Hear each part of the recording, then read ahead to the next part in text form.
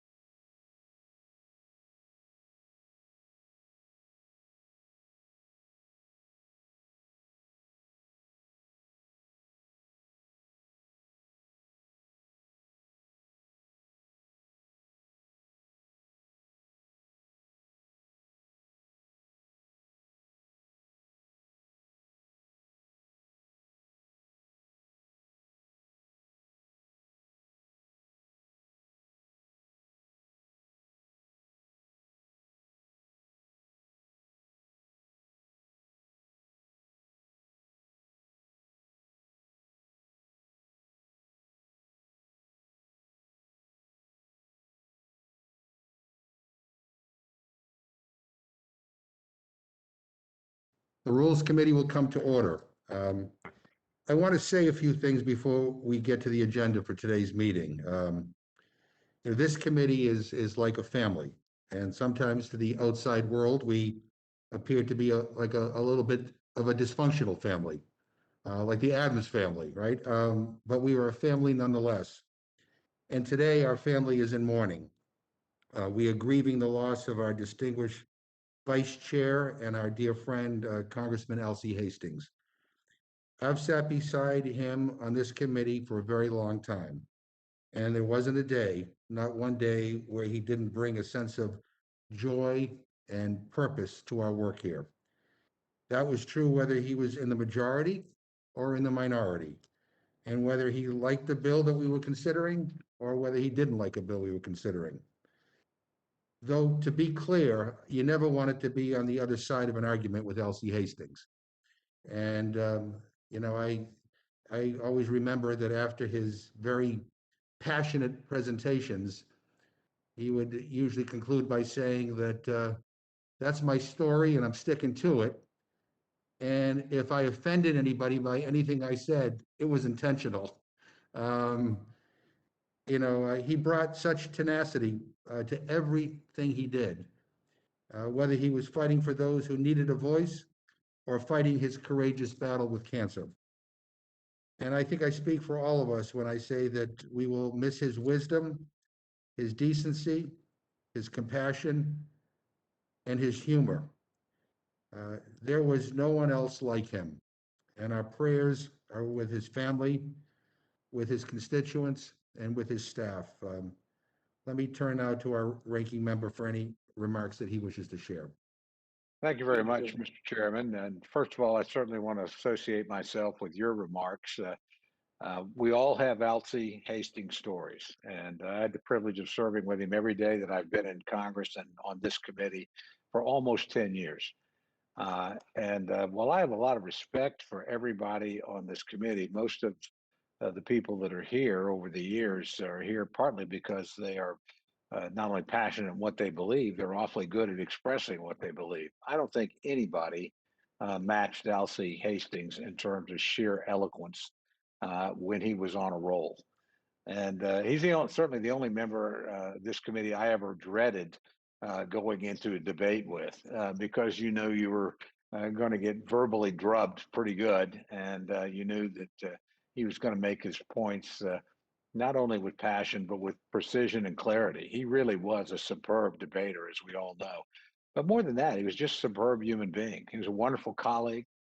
I admired him every day that I served with him, but probably never more than I watched him carry on as he was in this heroic struggle with cancer. And to see him show up day after day when he could on the floor in situations where I know I would not have been here, and I suspect most of us would not have been here, was just a remarkable testament to his courage and to his commitment to this institution. As you pointed out, Mr. Chairman, he was here long enough to serve in both the minority and the majority, and so he knew what it was like to be on the upside of this and to walk through the valleys that we all go through.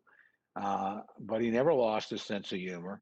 And he never failed to come over and congratulate you after he was done, beating you into the ground verbally when you were on the floor. And his wit and his sense of knowing when to speak and honestly when not to, of knowing what points would be effective, were just remarkable. I knew a lot about him. Before I got here, I actually was the executive director of the I was elected in 1992. And I remember telling him later, I said, well, just remember, we didn't spend any money against you. And he immediately quit back. That's because you couldn't beat me, which was, of course, true. He was, quite remarkable in his political skills. That's what I was astonished when I was reading one of his obituaries. He'd actually lost 8 elections, to various offices before he won in Congress. And that just tells you something about the sheer drive that he had, that he was willing to put himself in the arena again and again to make the points that he thought were important. And while he was passionate domestically, I think we all know he was one of the most knowledgeable people we had on the international scene as well. Wonderful person to travel with, wonderful person to talk about America's role in the world with, and somebody that always had an insightful point to make. So I'll miss him. I'll miss, as you pointed out, his decency, his good humor, his civility, his sheer talent in expressing the things that he believed and representing the causes with which he was associated with such great vigor and such great dignity and such great effectiveness.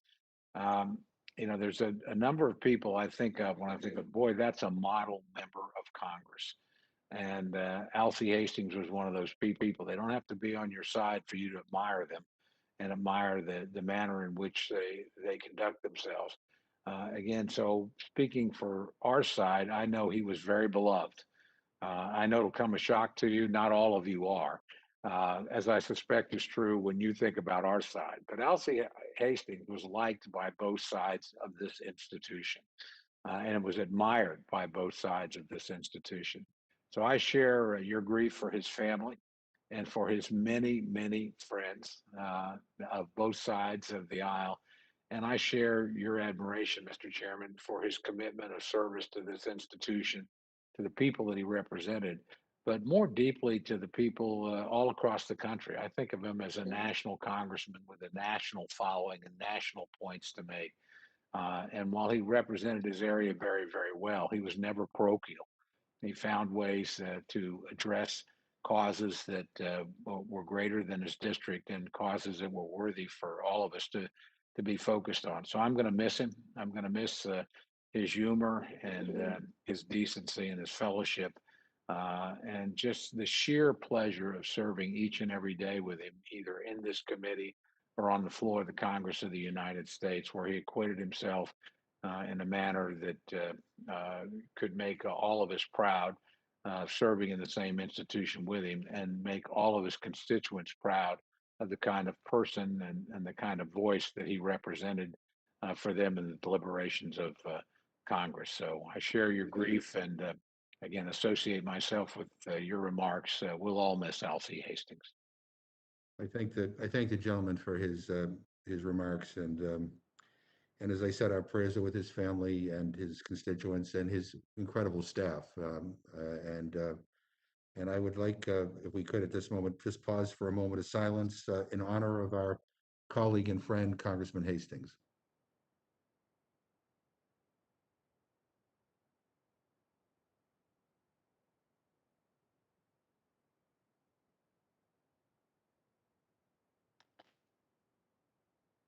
All right, thank you. And now let me turn to our agenda for today.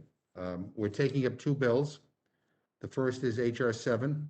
It has been nearly 60 years since Congress took action to ensure equal pay for equal work.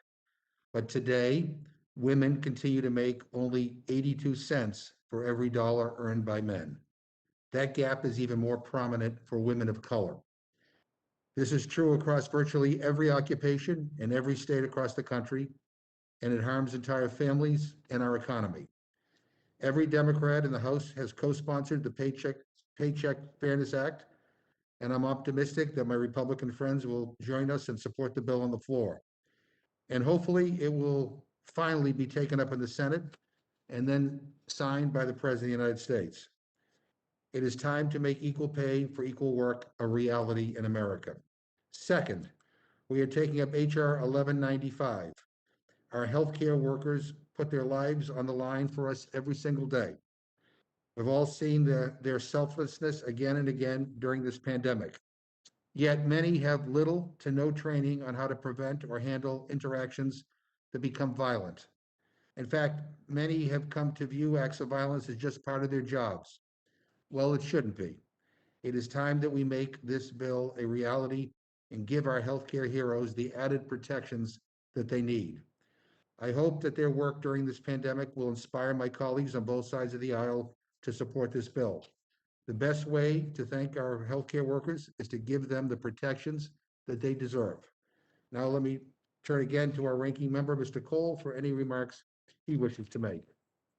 Thank you very much, Mr. Chairman. Before I address the bills, let me just thank you for opening our hearing in such an appropriate way in memory of our dear departed colleague, Mr. Hastings. Today's hearing covers two bills coming out of the Education and Labor Committee. The first bill I'll address is HR 7, is known as the the Paycheck Fairness Act. Unfortunately, this bill is a very blunt instrument being used to address a complex issue. It's a bill written by trial lawyers for the benefit of trial lawyers and will ultimately end up causing much bigger problems for employers and employees alike. The Paycheck Fairness Act is intended to address the gender pay gap, which reveals that on average, women receive lower pay than men.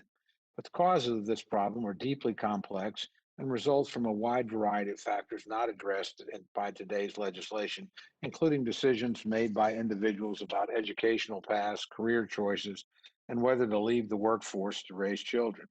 Attributing the entirety of this complex problem to workplace discrimination is simply not warranted.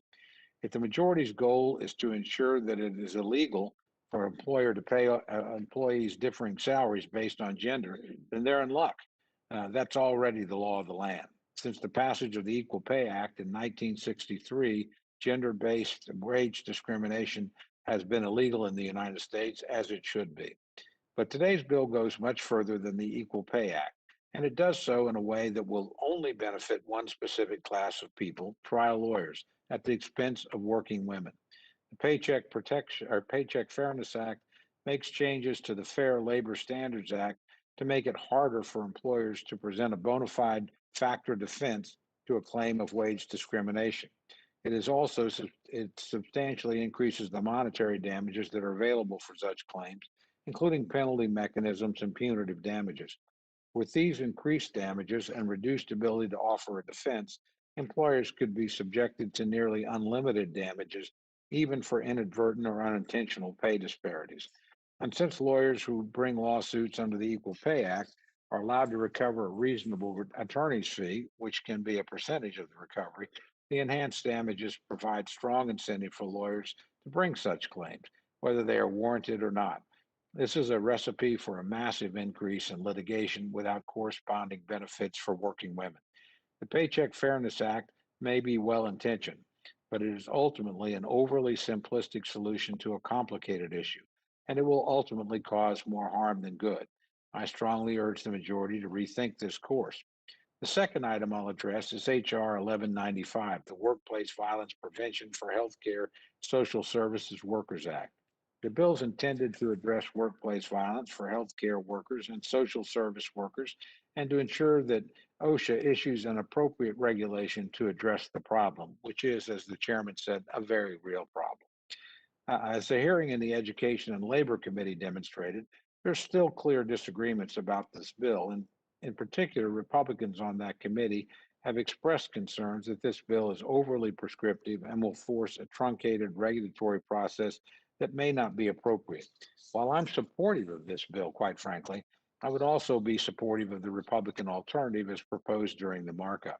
I look forward to hearing from my colleagues both about this bill and the proposed Republican alternative during the hearing today. But let me reiterate, I agree with the chairman. This is a very real problem, and I'm pleased that both sides, frankly, have ideas about how to address it. Hopefully, we can work through that and end up with a good solution. With that, Mr. Chairman, I yield back. All right, thank you very much. The gentleman yields back.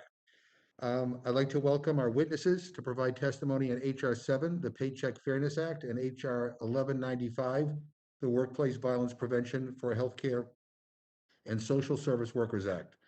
Chairman Scott, Ranking Member Fox, Representative DeLauro, Representative Courtney, we are delighted that you are here. Without objection, any written materials you submit to rules.documents@mail.house.gov before the conclusion of this hearing will be entered into the record. I now recognize the gentleman from Virginia, Chairman Scott. Thank you, Mr. Chairman. Ranking Member Cole, I'm pleased to speak to you today on HR 7, the Paycheck Fairness Act, which passed the House last Congress and enjoys bipartisan support.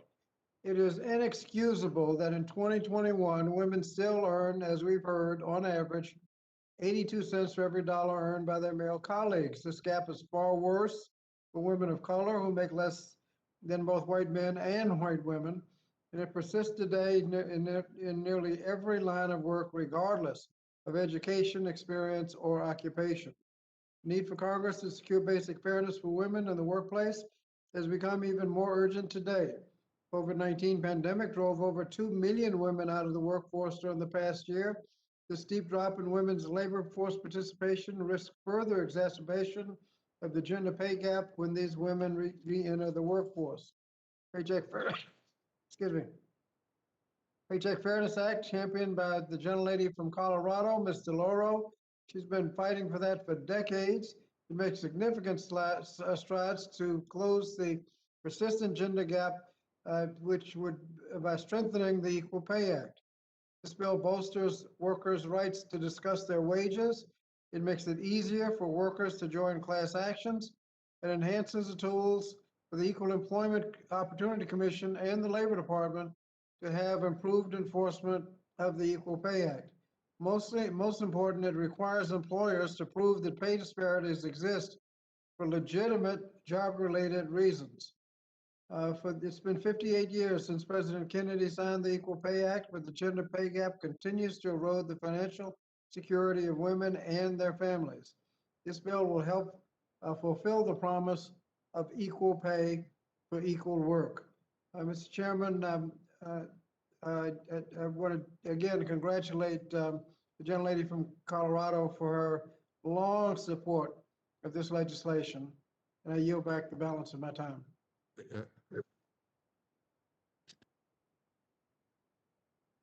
Yeah, so did the gentlelady move from Connecticut to Colorado? I think she's, She would like to move to Colorado. Did I say Colorado? Excuse me, I meant Connecticut if I said I said, Colorado. that's okay, Congressman Scott. I said, but I am from Connecticut. Whatever, Connecticut. I'm sorry. That's okay. No problem. And thank you for allowing me to correct myself. Thank you. Okay. The gentlelady from Connecticut. I now yield to the gentlelady, the ranking member, Virginia Fox. Thank you, Mr. Chairman, and thank you, Ranking Member Cole, for the opportunity to speak today. I also want to make one quick comment about Elsie Hastings. I had the opportunity to serve with him on the Rules Committee also, and Elsie and I were good friends. And I appreciated something that Ranking Member Cole said, that he was not a parochial person. He did see things in a broader light.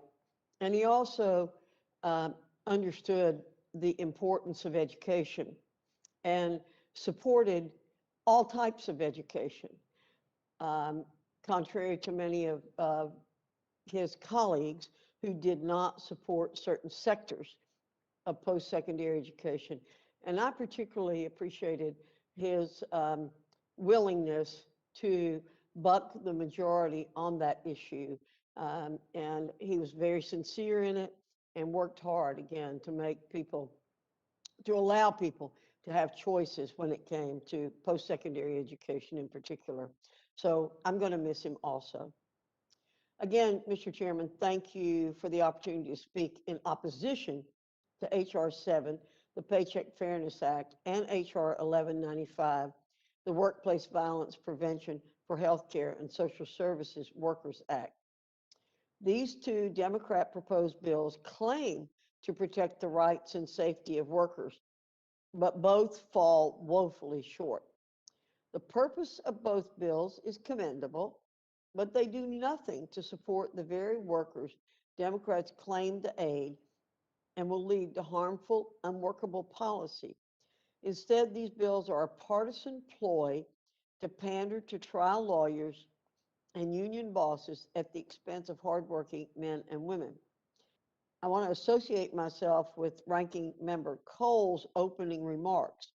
They're absolutely excellent, and I endorse them. As he said, this is a bill written by trial lawyers for trial lawyers. Regarding H.R. 7, equal pay for equal work has been the law of the land in this country since 1963, when the Equal Pay Act amended the Fair Labor Standards Act. A year later, Title VII of the Civil Rights Act codified non-discrimination based on race, color, national origin, religion, or sex.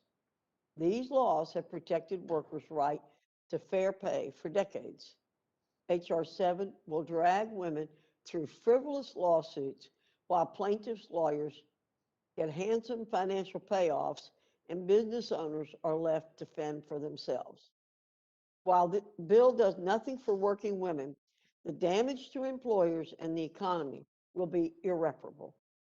H.R. 7 requires business owners to convince a judge or jury that 100% of a pay difference between employees of the opposite sex was required by, quote, business necessity, end quote. Requiring that an employer demonstrate the entire pay differential is due to, quote, business necessity, end quote, is unworkable and ludicrous. The economic impact of the bill's government data collection mandate will be devastating. H.R. 7 directs the EEOC to collect pay data disaggregated by the race, sex, and national origin of employees, including hiring, termination, and promotion data. It raises serious privacy concerns, and this added burden will result in an estimated annual cost to employers of over $600 million. Democrats will tell you this bill is necessary because of the wage gap, but this claim is unfounded. Upon careful examination, most of the wage gap completely disappears when factors such as hours worked per week, rate of leaving the labor force, and industry and occupation are considered. My colleague, Representative Stefanik, offered a substitute amendment to H.R. 7 at the committee markup that included robust protections for workers while still ensuring due process for employers. But Democrats unanimously voted against this common sense proposal. Representative Stefanik has submitted the same amendment to this committee, and I asked the committee to make it in order under the rule. Moving on to H.R. 1195, the Workplace Violence Prevention for Healthcare and Social Services Workers Act. This is yet another bill that purports to protect workers, but unfortunately is so overly prescriptive and heavy-handed that it will do much more harm than good. Workers in the healthcare and social service industries are at an increased risk of workplace violence, with the Bureau of Labor Statistics finding that they are 5 times more likely to experience violence at work than an employee in any other field. Republicans are committed to ensuring American workers are safe in the workplace. However, this bill is a far cry from a sensible solution. H.R. 1195 purports to take workplace violence seriously, but this legislation will result in a rushed, rigid rule that fails to consider meaningful input from the public or any stakeholders within these industries as required under the standard OSHA rulemaking process. Furthermore, the bill would impose yet another careless regulation on businesses which have been heroically fighting on the front lines to battle the COVID-19 pandemic. Democrats have created a false sense of urgency, claiming that the OSHA rulemaking process takes too long, which is why they need to ram through this unworkable bill. Yet OSHA has been inspecting job sites for complaints related to workplace violence and issuing citations, when appropriate, since the Obama administration.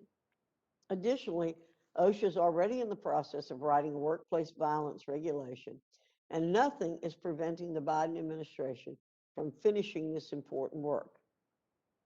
If H.R. 1195 passes, it will force OSHA to abandon its normal rulemaking process, which allows for valuable input from the public and interested parties who have crucial insight, expertise, and experience to offer. The OSHA rulemaking process also includes important regulatory evaluations, such as a cost-benefit analysis to ensure a sensible, evidence-based rule. OSHA has also announced plans to convene a Small Business Regulatory Enforcement Fairness Act, SBREFA, panel to gather valuable feedback from small businesses before a regulation is written. H.R. 1195 would sidestep these efforts, resulting in a rushed interim final standard that may be infeasible for small businesses. In addition, the Biden administration is soon expected to issue sweeping and burdensome OSHA regulations on COVID-19 and a permanent infectious disease standard, which will significantly impact the healthcare industry and create unanticipated consequences related to writing a workplace violence regulation.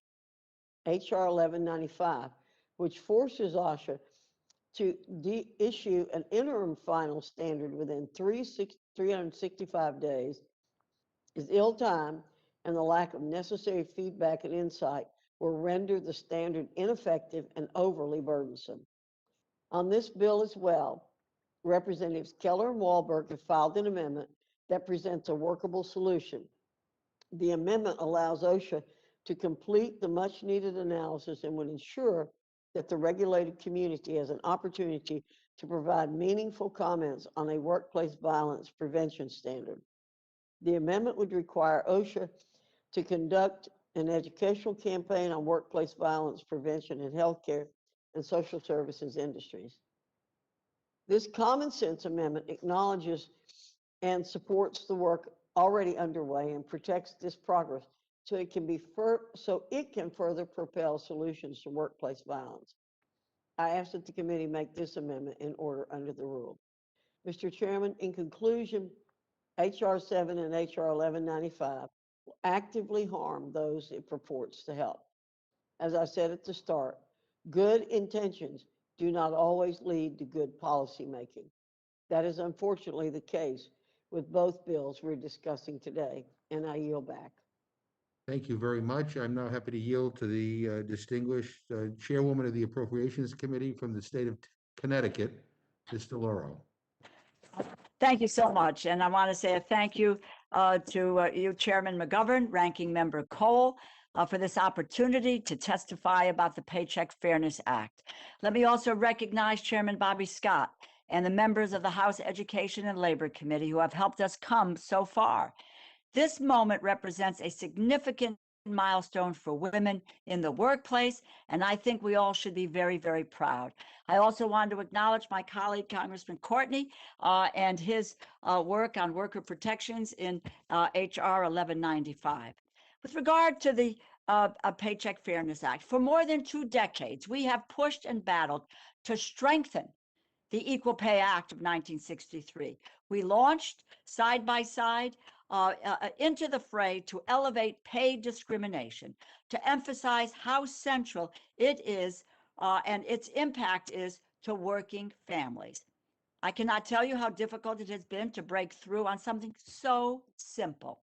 Men and women in the same job deserve the same pay. My God, it is a principle that we adhere to in the Congress. Should we upend that?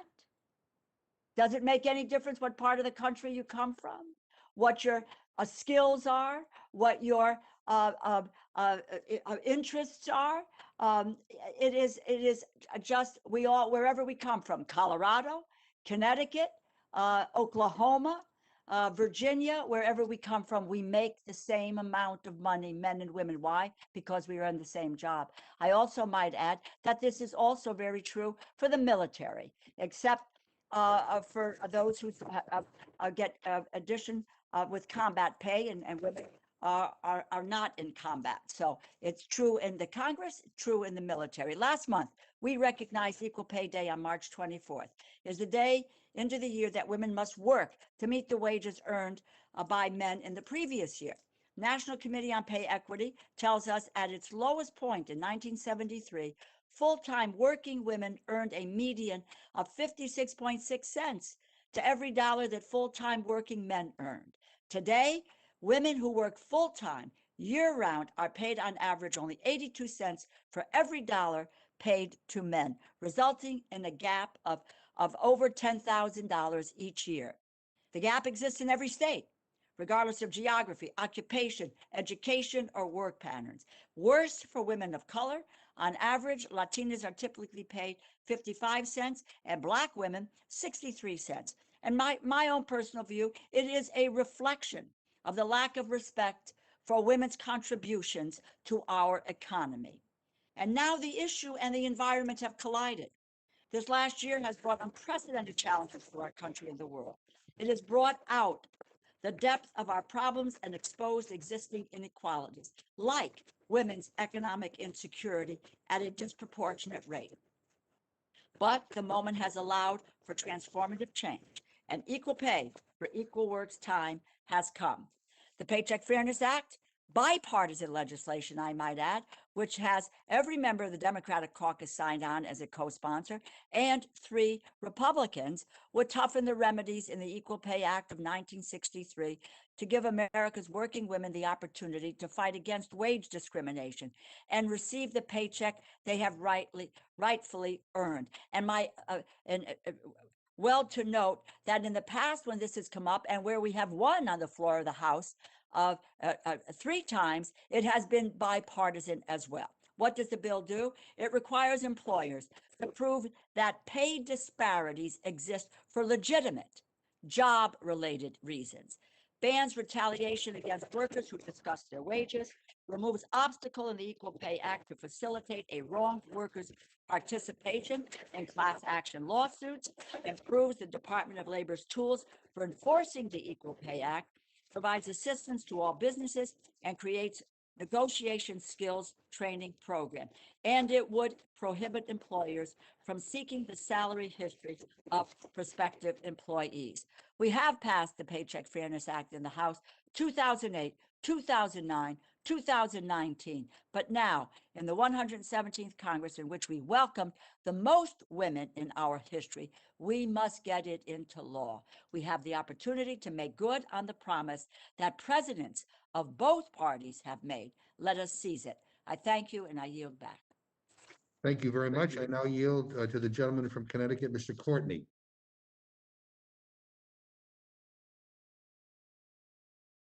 You need to unmute. Thanks, Jim.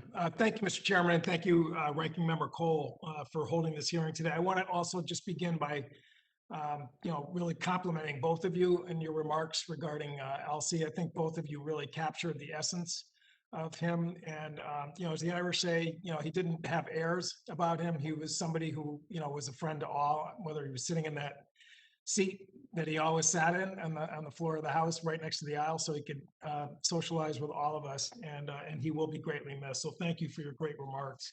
And I also just want to tip my hat to my neighbor, Rosa DeLauro, who I don't think would ever move to Colorado.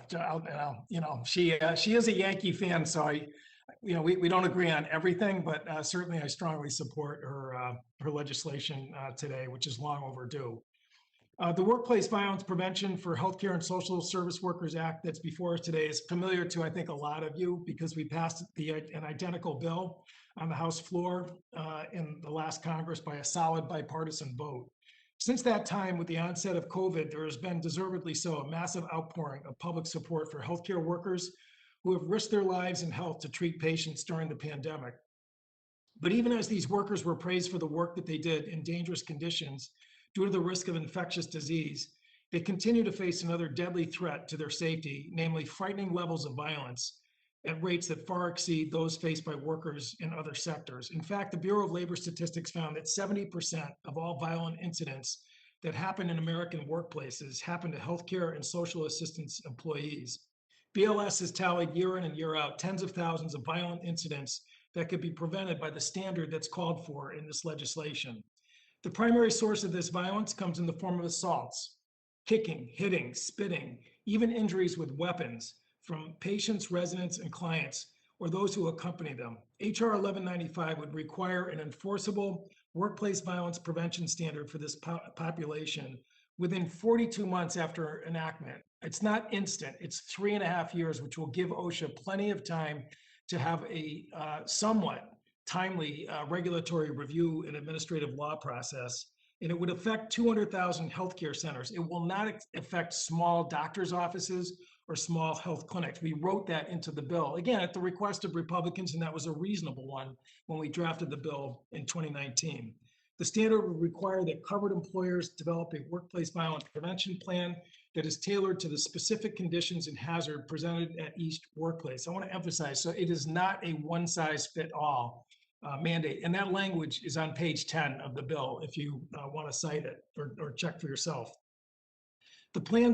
These plans range from improved patient handoff procedures to improved lighting to personal alarm devices to ensuring that workers treating high-risk patients are not alone.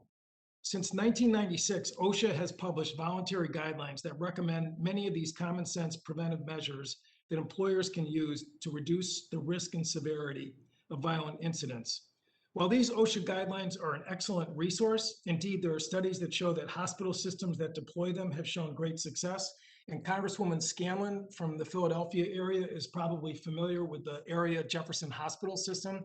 They followed these guidelines. And I don't know if you can see, but this is the chart that shows the reduction in cases, which has steadily come down since they implemented it, as well as another chart which shows the reduction in workers' compensation costs, which is good for the hospital system that these guidelines actually produced. But however, the fact that we continue to see a growth in violence means that relying on ad hoc voluntary adoption is not doing the job to protect our healthcare heroes.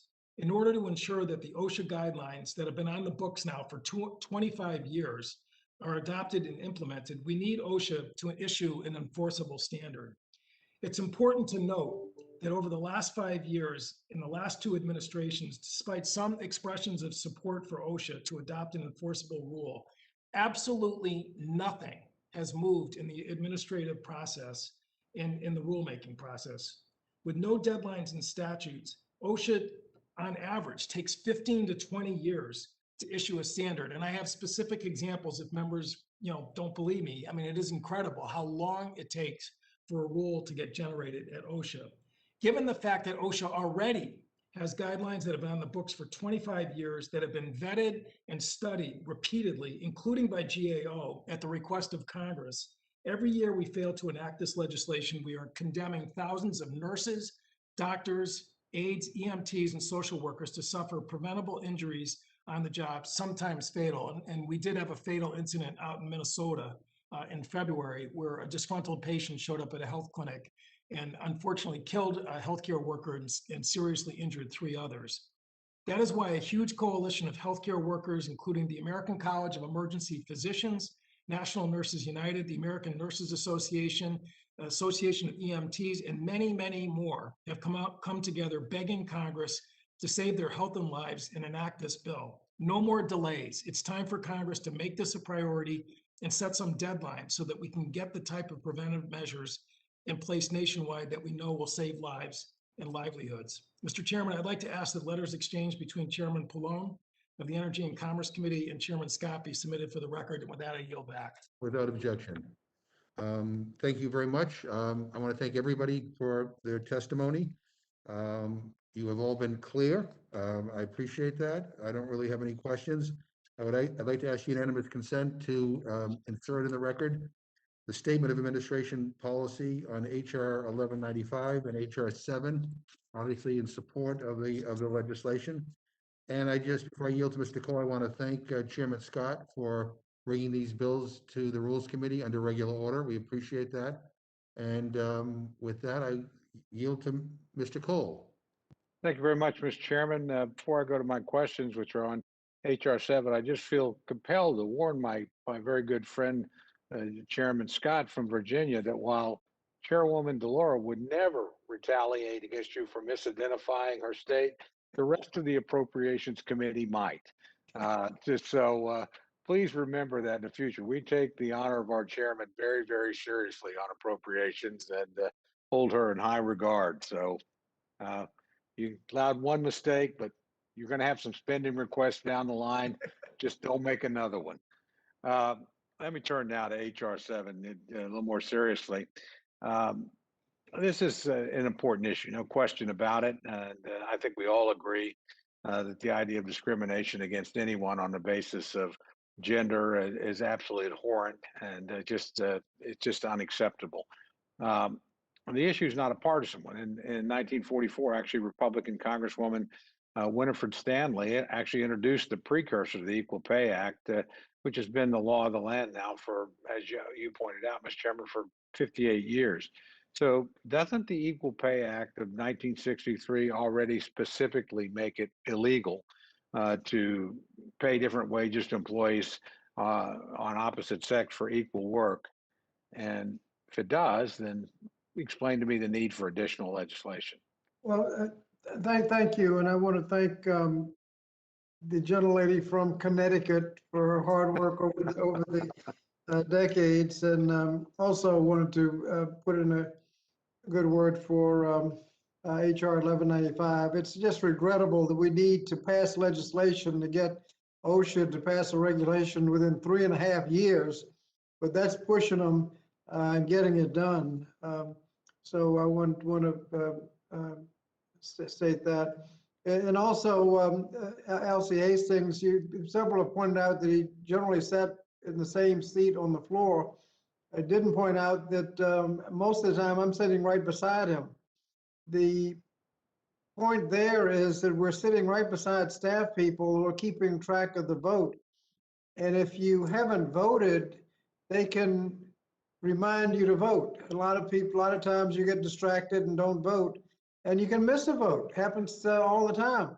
But if you're sitting where Elsie and I usually sit, Your staff will correct you, will make sure that doesn't happen. I'm certainly gonna miss him along with everyone else. The Equal Pay Act lays down the law. You can't discriminate on the basis of sex, but there's so many loopholes. And when you try to get into litigation, the problem is, as we've heard, if on account of sex, if you come up with some other reason that is not technically sex, but it is so correlated with sex that it might as well be. For example, prior income, prior wage history. If you've been discriminated against as a woman in your previous job, and your new job, they can take your salary history and base your new salary on what your discriminated history is, you'll never get out of the box. You will always be behind the curve. And what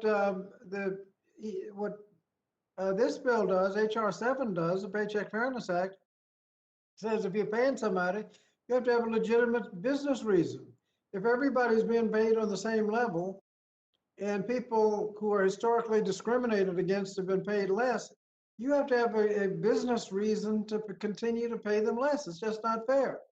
So that's one loophole that's closed. That if you're going to discriminate, you have to come up with a reason other than sex that has a legitimate business purpose to it, other than just perpetuating past discrimination. We equalize what the damages can be. In a racial discrimination case, you can get a lot more damages than you can in an Equal Pay Act case. This allows you to discuss your salary with others. If you most of the time you don't even know you were discriminated against. Lily Ledbetter never knew that she was making less than all the men.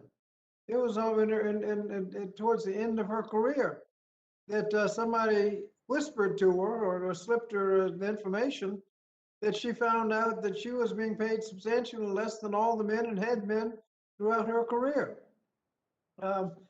This bill provides that you can't sanction somebody for discussing pay. So there are a lot of things in here that facilitate the realization of the goals in the Equal Pay Act. And Rosa might want to say a little more about that too. So much, Mr. Chairman, and I thank the ranking member for the question. There's no doubt that the Equal Pay Act in 1963 made it illegal for employers to pay unequal wages to men and women who perform, and this was substantially the equal work. What we're stating here is same job, same pay, men and women. But in what has persisted over the decades is that in the laws, and even though they have been, civil rights laws help change some of these efforts over the years to combat wage inequality, the laws have not closed a persistent gap between women and men's wages. And it is, and as I said, it's over $10,000 a year. And it is every single state, regardless of geography, occupation, education. You can look at broadcasters, museum directors, soccer players, engineers, university professors. There is a wage gap.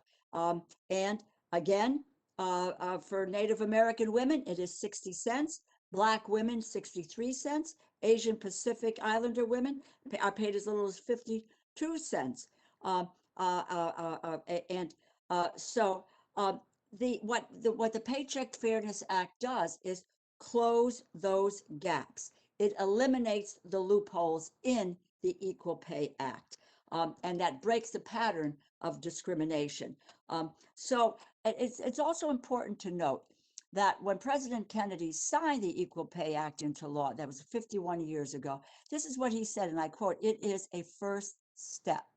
It affirms our determination that when women enter the labor force, they will find equality in their pay envelopes." Now, But what the Equal Pay Act does, it brings the Equal Pay Act into line with the remedies that already are available for those who are subjected to employment discrimination based on race and national origin, as Chairman Scott pointed out.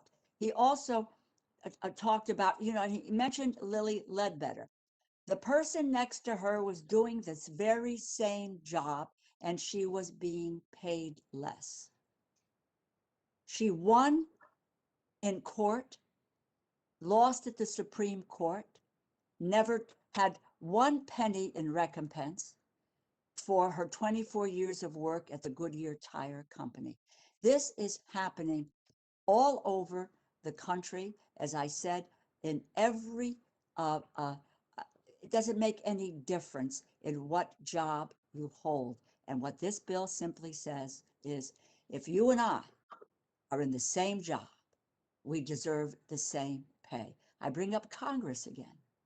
People have different skill sets, different educational backgrounds, different histories of employment and all of these areas, and yet we get the same amount of money. Why is that not true for every woman in this country? And it is about, if you can give the business reason and legitimate a business reason for doing this, then you have that's something that will be looked at. But what we have found year in and year out, that women suffer the economic consequences of pay discrimination. We have the opportunity to remedy it. Thank you very much. Dr. Fox, let me turn to you because in addition to the Equal Pay Act, obviously we also have Title VII of the Civil Rights Act that makes it illegal to discriminate on the basis of a variety of things: race, color, national origin, religion, certainly gender. It seems to me we have a legal framework already in place that addresses this. Do you agree with Chairman Scott, Chairwoman DeLaura, that the laws are additional laws are necessary to address this problem? I agree with you that we have a legal framework with robust remedies already under the Equal Pay Act and the Civil Rights Act. I do not agree that HR 7 is needed. In fact, as we both pointed out in our opening comments, HR 7 will reward trial lawyers for suing unsuspecting businesses without helping workers. HR 7 makes it much harder, if not impossible, for job creators to defend against frivolous lawsuits when a difference in pay is the result of legitimate factors other than sex.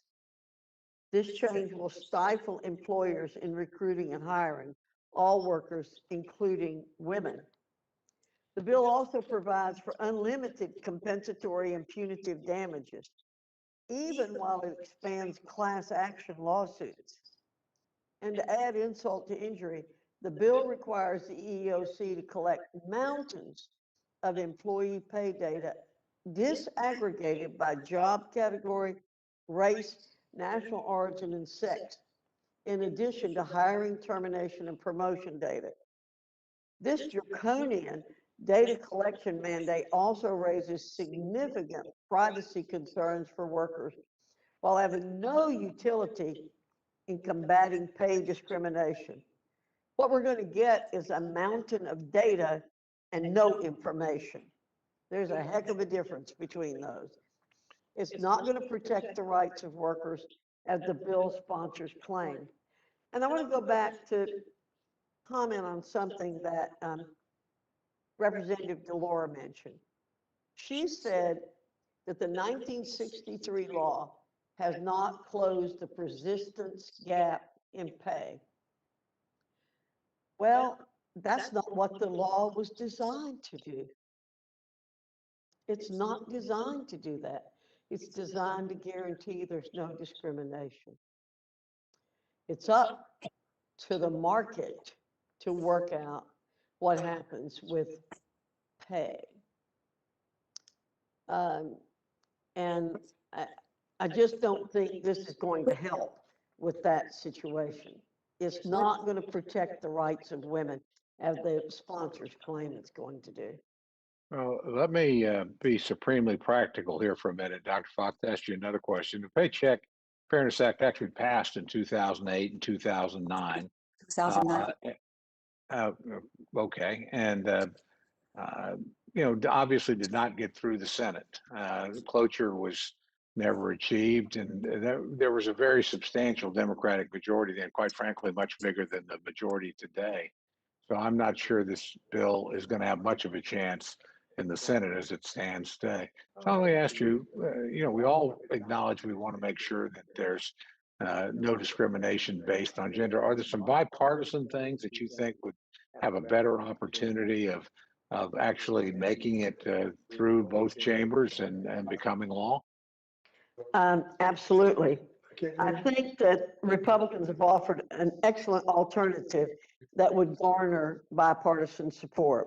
Representative Stefanik offered a substitute amendment at the committee markup, and to this committee that is modeled on laws in Massachusetts, the chairman's state, and New York, Mr. Morelli's state, which no one would consider to be red states. Like the laws in those states, this amendment encourages employers to identify potentially unlawful pay differentials and take steps to rectify any unlawful pay differentials. In addition, the amendment strengthens and clarifies the Equal Pay Act by ensuring that pay differences between employees of the opposite sex must be business related. I encourage my colleagues on the other side of the aisle to take up Representative Stefanik's amendment as the basis for moving a bipartisan pay equity discussion forward. Thank you very much. Thank you, Mr. Chairman. With that, I yield back. Thank you very much. Ms. Torres. Thank you, Mr. Chairman. I too want to express my sincere condolences to the family of our colleague, Mr. Hastings. He was such an amazing human being who was a strong advocate for equality, human rights, and so passionate about equal justice under the law. And I will miss him dearly. Chairwoman DeLauro and Chairman Bobby Scott, thank you for coming before the Rules Committee today to present two very important pieces of legislation that are so critically important to working women, American working women. For too long, women have been fighting for equal pay, for equal work. It's been over half a century ago that President John F. Kennedy signed the Equal Pay Act into law. It's time to take the next step. It is time to stop encouraging employers to do the right thing by their female employees. And it is time to utilize our laws to ensure that it happens. Yet here we are today, women are still paid much less than their male counterparts for equal work in many of our nation's companies. So I too, one of my very first jobs was in a male-dominated industry. You know, what happens is the employer ultimately loses a good employee as a result. And some of them will never know those reasons why their employees have left because they simply don't care. But, you know, unfortunately, my story is not unique, as many women across the US have to deal with the same issues. If you do the work, everyone deserves to get the same pay. And your gender should not matter. It's about equality, and that's why I support HR 7, the Paycheck Fairness Act, which will take several steps to ensuring women get paid equally. Another bill that we have before us today would also help our workers. During this pandemic, we've seen healthcare workers put their own lives on the line to save others. These workers deserve our respect and recognition. And when it comes to violence in the workplace, they also deserve support and protection. Healthcare and social services workers experience 3/4 of all workplace violence, and that happens across the country. And there are reports that this violence has increased through the pandemic. So once again, I just want to thank the chairwoman and the chairman for coming to our committee and encourage my colleagues to support both of these bills. Thank you, Mr. Chairman. I yield back. Thank you very much. I don't see Dr. Burgess, so I'm going to go to Mr. Rushenthaler. Thank you, Mr. Chairman. I appreciate it. Ranking Member Fox, I just have a few questions regarding HR 1195. In regard to this bill, it's my understanding that OSHA is already in the process of rulemaking on workplace violence prevention in the healthcare industry. Why did the committee choose to circumvent the standard rulemaking procedures under the Administrative Procedure Act? Well, our colleagues are saying that it takes too long to go through the regulatory process and come up with rules. But the reason that's done is to give stakeholders an opportunity to explain to regulators who may not have any experience at all in the industry what needs to be done and what can be done to protect workers. You know, we've seen that this entire session of Congress, people get in a rush to do things. And there's an old saying, haste makes waste, or act in haste. There's another one, act in haste and repent at leisure. It's much better for us to go through this methodically. All of us want to protect all workers. That's not an argument. We want to, it's not a partisan issue. We should do it right and not do it in a hurry. And issuing temporary rules without having gone through the regular order in rulemaking, just as we need to go through regular order for legislation, you'll wind up with something that isn't workable. So it's not necessary to do that. It's been working very well. OSHA's been doing what it should do under existing rules. And we're not hearing from industry that this is a big issue. What we're hearing is from our colleagues who want this top down. They want control in Washington, ultimate control here for everything. Thanks, Ranking Member Fox. And in your testimony earlier, you mentioned that the CBO estimate of just last year's version of this bill would have cost the private sector at least 1.8 billion, and that's billion with a B, and that's 1.8 billion in just the first 2 years. In your opinion, would there be any effects on healthcare costs for patients? And if so, to what extent do you see healthcare costs for patients rising? Well, when you pass along higher costs, somebody's going to pay for that. And so it's ultimately going to go to the patients, or it's going to go to their families who are paying for them. And for very, very questionable things to be done. Look, our colleagues on the other side of the aisle seem to think that employers don't care about their employees. I believe that they do. They generally invest a lot of money in their employees, but they also are caring people, and particularly people in the healthcare and social services areas are very caring people. This is a tough business to be in. It's fraught with problems every minute of every day. And the people I've met in these industries care a great deal. And for the most part, the employees they hire care for the people that they're caring for carefully. And they have great heart for them. And we don't need to increase the cost. That might lower the ratios. That might lower the level of education for people that they hire. There might be all kinds of ramifications for this, and we simply don't need to add to their cost. We need to make their jobs easier.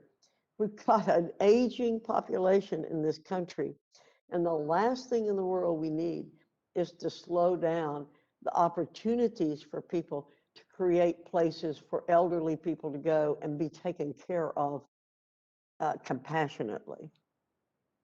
Thank you, Ranking Member Fox. I appreciate it. With that, I yield back. Thank you, Mr. Chairman. Thank you very Mr. Reschenthal. Thank you. Mr. Perlmutter. Thanks, Mr. Chair, and just for Elsie, clearly one of my best friends. I always felt like I had a big brother when I was around Elsie. He always encouraged me.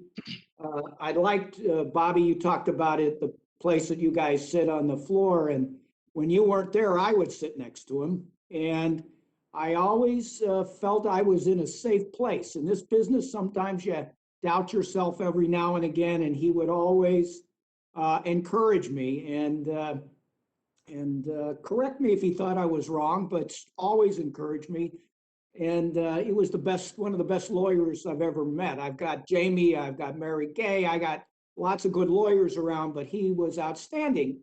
And I know today he would be on a tirade because the complaint by the Republicans is, oh, we don't want to see discrimination. We want everybody treated fairly. We want that, but we don't want lawyers to make any money. That's the whole complaint today as to HR 7. And as Ms. DeLauro said, with Lily Ledbetter, case went clear to the Supreme Court. She wasn't paid the same for 24 years and ended up with no compensation. And my guess is her lawyers did not as well. They take risk in righting the wrongs of people who have been harmed in the system. Lawyers get these things so that the issue is in front of a jury of their peers, and they stop businesses that want to make a profit, whether it's from their equipment or their people or their product, but businesses in this instance take advantage of the most vulnerable, the most susceptible to harm and abuse. And they do it ordinarily on a contingency to go right it. But when they win, they're entitled to be paid. And so I don't know if Ms. DeLauro wants to talk about that, but that seems to be the major complaint of the Republicans. And then I'd like to turn to my friend, Mr. Courtney. Nothing, okay. Mr. Perlmutter. So I would say to Mr. Courtney, and I would respond to Ms. Fox. I have actually been approached unsolicited by emergency room docs and nurses that they support Mr. Courtney's bill because of situations where they've been attacked or threatened or the like by patients and by others, and feel that the bill is absolutely necessary. So, Mr. Courtney, I'd like to ask you, I mean, how long has this been going on? I know I've received comments and support from nurses and doctors for at least the last 3 years. How long has this OSHA process been taking, and how much is it costing? Sure. So real quick, so back in 2013, the Education and Labor Committee requested a GAO study, which again came out in 2016, again documented just again the overwhelming statistics that we've already heard mentioned here today. And again, the trajectory of the injuries in terms of where it's going is it's increasing. And let's face it, you know, we all know what's going on. It's behavioral health and the opioid addiction crisis, that it's just creating all of these sort of, that's what's really the driving factor in terms of why it's going up so steeply in the present time that we're in. And by the way, that's continued during COVID as well. And those are flashpoints in terms of, you know, just, you know, patients and families and clients who are just completely out of control. And again, the system really just, it's been very sporadic in terms of setting up safeguards and protections when they, in many instances, clearly know there's high-risk patients involved. So in 2016, after GAO came back with a report, the Obama administration began the process of starting an OSHA rulemaking. It was towards the end of 2016. The Trump administration came into office. They terminated that initial scheduling of a small business review, and then basically brought it back up for schedule in 2018. They scheduled a hearing of the SBREFRA panel, that's the small business review panel, for January 2019. Then they delayed the January 2019 hearing until March 2019. Then they delayed the March 29th hearing until October 19th. Then they delayed the October 19th hearing until January 20th. Then they delayed the January 20th hearing until December 2020. And guess what? The clock ran out.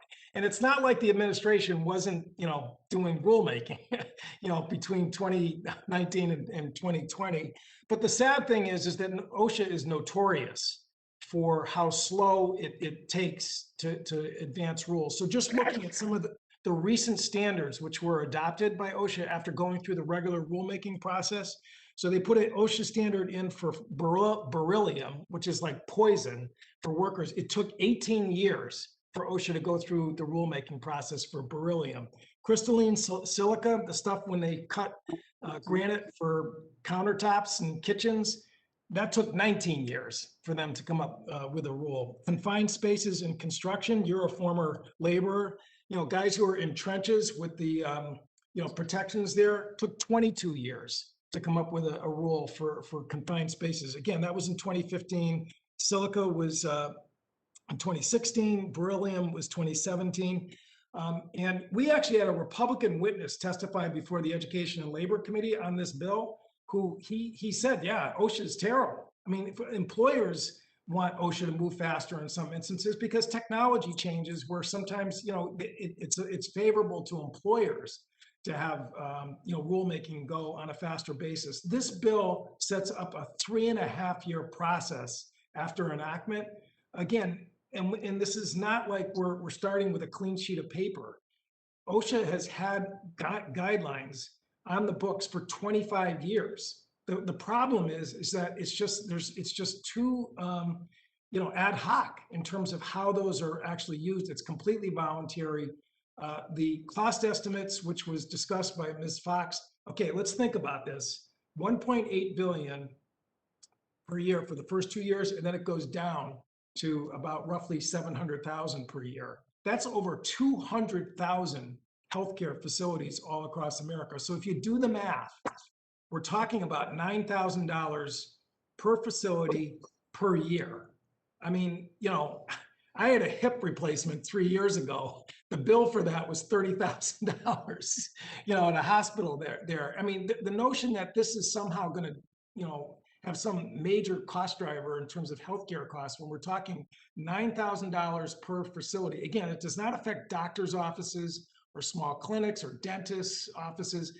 We exempted them in this bill. So the small guys have nothing to fear or imagine feared in this bill. And those costs are definitely manageable. As I showed, the reduction in workers' compensation costs that these standards can generate, the reduction in absenteeism, there will be huge savings for employers. And many of them have already either partially or totally already adopted it. So this is not, we're not starting with some major new unheard of, proposal. We have, tried and tested techniques in terms of reducing violence, and it's going to make our healthcare workforce safer. 33 organizations, I didn't read them all, have endorsed this bill. Again, starting with the emergency room docs, all the way to nurses' aides groups. It is, really, it is unbelievable, as you said, Ed, in terms of how people will come up unprompted and unsolicited to talk about how concerned they are about, they went into this profession because they care about people. They didn't get into it, to basically, engage in martial arts. Mr. Perlmutter, can I respond to your, Yeah. thank you, and thank you, Mr. Chairman. The very same issue was brought up about litigation with regard to the Lilly Ledbetter Fair Pay Act. And you know what? There wasn't a mountain of litigation. There wasn't a flood of litigation, and what they had large punitive and compensatory damages, et cetera. It just did not happen. This is a consistent refrain from some of my colleagues, and it has to do whether it's minimum wage or whether it has protection of the workforce, that we are going to create a flood of litigation. And it hasn't been the case. And as been said, equal pay for equal work is the law of the land, but it has weak provisions in it. And employers should already be complying. What the Paycheck Fairness Act does is makes the law clearer to both employers, employees, new tools for employees, and only if litigation is necessary. And we follow in the Paycheck Fairness Act, follow very well-established principles that exist in other civil rights statutes that are known and followed by employers. We also know that the Equal Pay Act provides woefully inadequate remedies, back pay, and equal amount as liquidated damages in certain cases. So even if your case is successful today, the damages are often insubstantial. Women get little compensation, and employees with little deterrent from practicing future wage discrimination. And let me also make a point that what President Kennedy said in 1963 was this was a first step. And this is what that bill said in 63. It affirms our determination that when women enter the labor force, they will find equality in their pay envelope. That is what is not happening. That is what 1963 was about. And one other point which makes enormous sense, they talk about employers and the burden on employers.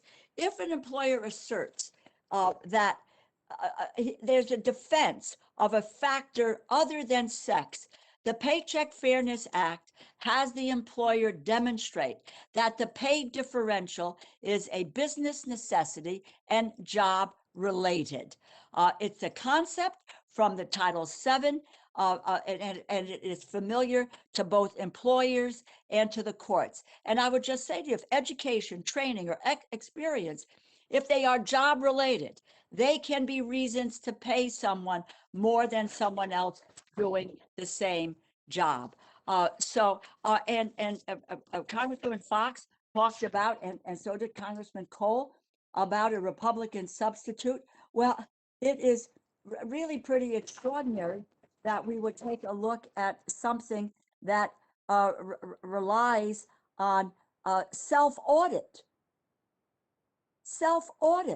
by an employer to make that determination of whether or not they are discriminating against a worker.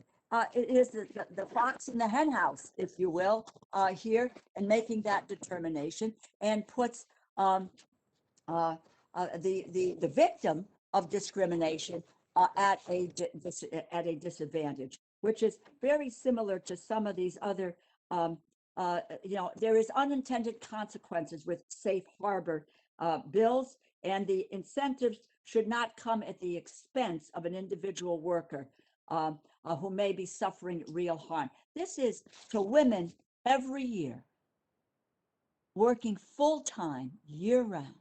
The wage gap represents the loss of more than $400,000 over the course of her career. It impacts women's ability to save for retirement, reduces Social Security and pension benefits, and contributes to more older women living in poverty. Let's think about the women of the Congress. Should we change the rule in the Congress? No. That women who serve in this body, in the same job, get the same pay? I doubt if anyone of my colleagues would like to see something like that enshrined, except what we have today, which is we are paid equally for the job that we do equally with the men who serve in this body. Thank you. And I unleashed the passion of the both sponsors. And I thank you. I am a co-sponsor of both bills because I think they are so important. And I thank my colleagues from Connecticut. And just so you know, we would be honored if either or both of you chose to move to Colorado. Right. Thank you. Ms. Fishbach. Thank you, Mr. Chair.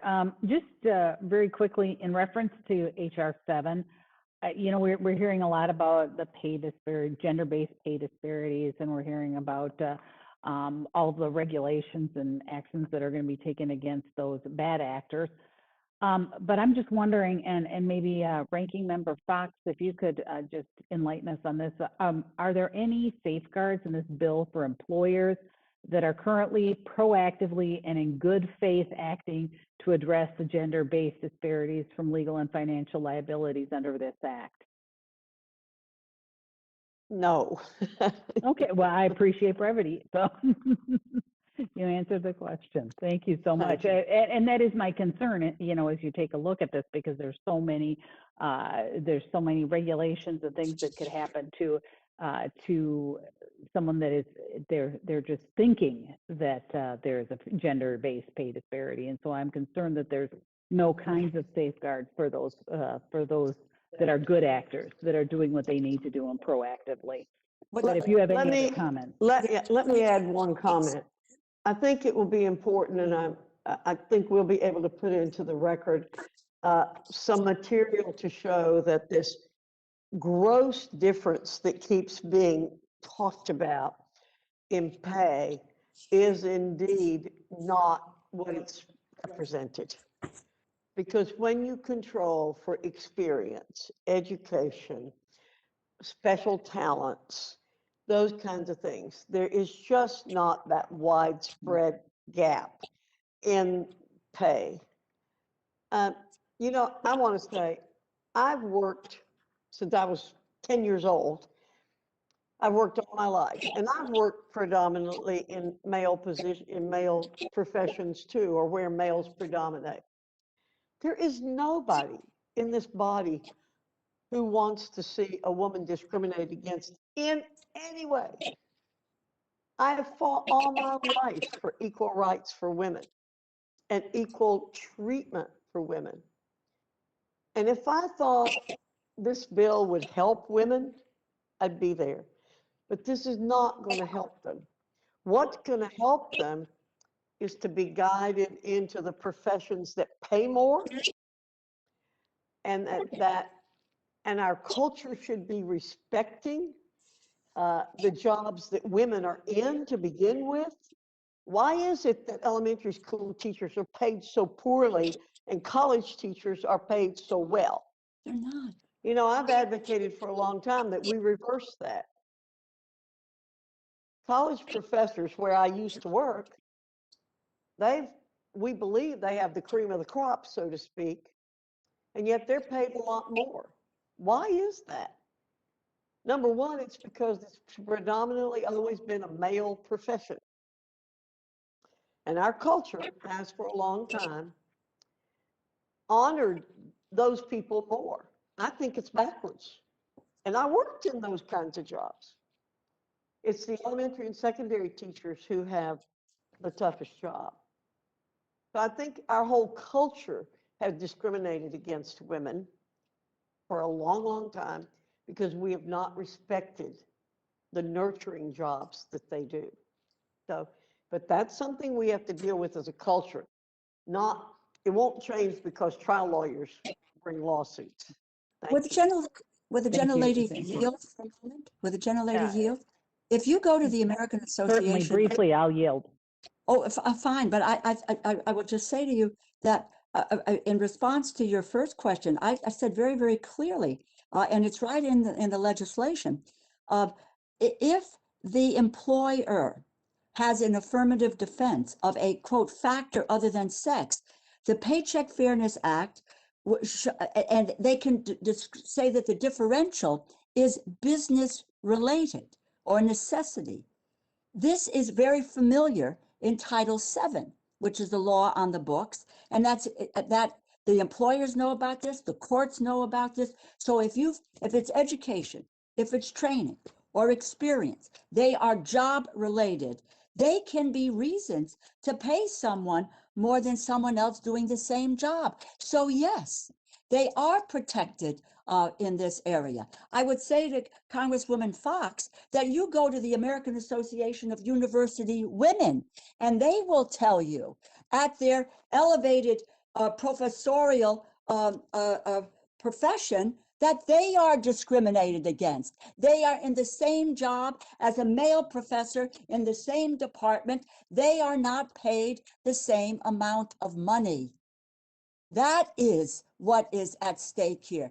Again, you ask any woman in this body if we should revert to the system that every other woman in this country has to face.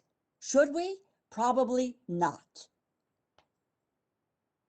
Thank you. Thank you. Thank you. I can't yield back, but I thank you for the time.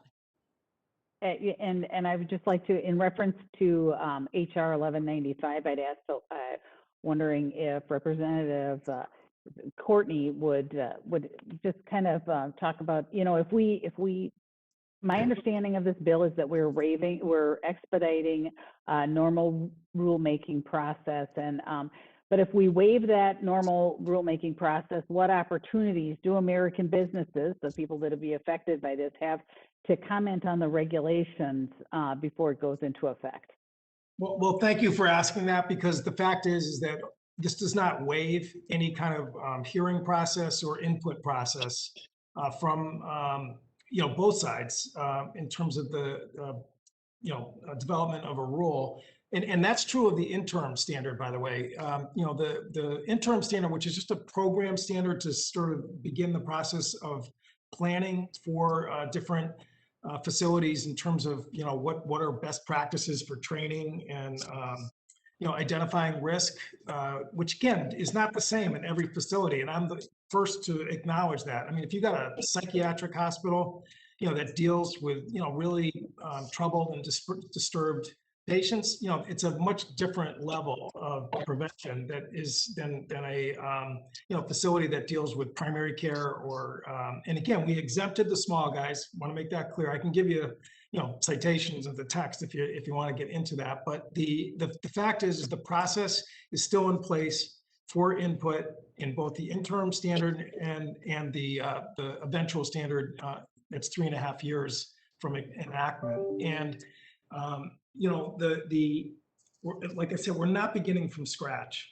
The guidelines that OSHA has put together, which groups like the American Hospital Association, which are uncomfortable with this bill, I know that, I've talked to them. They know this. I mean, they understand what OSHA's already put together, and they endorse it. I mean, they compliment it in terms of because it's well thought out stuff. But they're not going to be deprived of an opportunity to come in and tweak.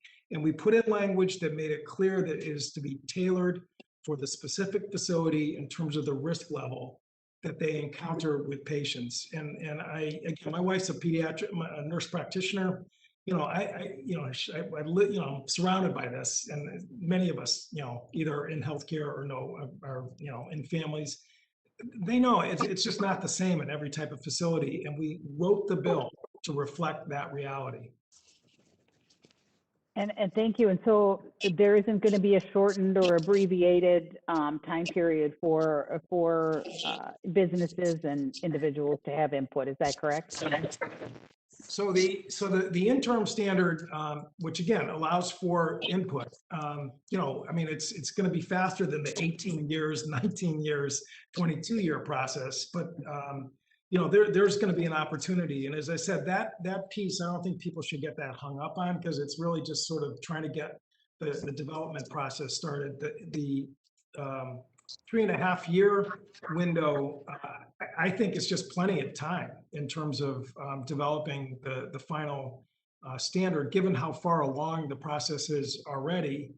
And again, I just want to emphasize that there's precedent for this. You know, OSHA is an act of Congress, and Congress has stepped in the past in situations to accelerate the rulemaking process. They did it when the AIDS pandemic took place back in the 80s and early 90s. Again, they worked with the Bush administration to develop the bloodborne pathogen workplace standards that, you know, that's why everybody wears the gloves and they have the disposable needles. That's all OSHA, you know, that was developed. And again, it was done with congressional sort of intervention because obviously they realized that the risk for people, you know, who were, whether it was first responders, who needed, you know, protection from exposure to blood, or people in hospital settings, that they needed to move that along. So we've done this before. This is not unprecedented. Well, and Representative Courtney, I guess I just have to ask again, does the bill abbreviate or shorten that? I guess I'm not, maybe I'm still not. The answer is no. I mean, so the Okay, first step, all right. yeah, sorry.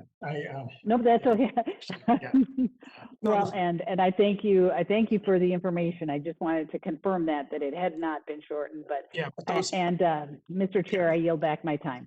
Thank you very much. So I think one of the witnesses I know is under a time crunch, so I would, if we could maybe just keep that in mind, because I think we want to make sure everyone gets to ask questions here. Mr. Raskin. Thank you, Mr. Chairman. I will not take that admonition personally. But it wasn't meant for you, because you're always to the point. Everybody's to the point. It's not meant at anybody. Let me just add one word in praise of our late beloved and lamented Mr. Hastings.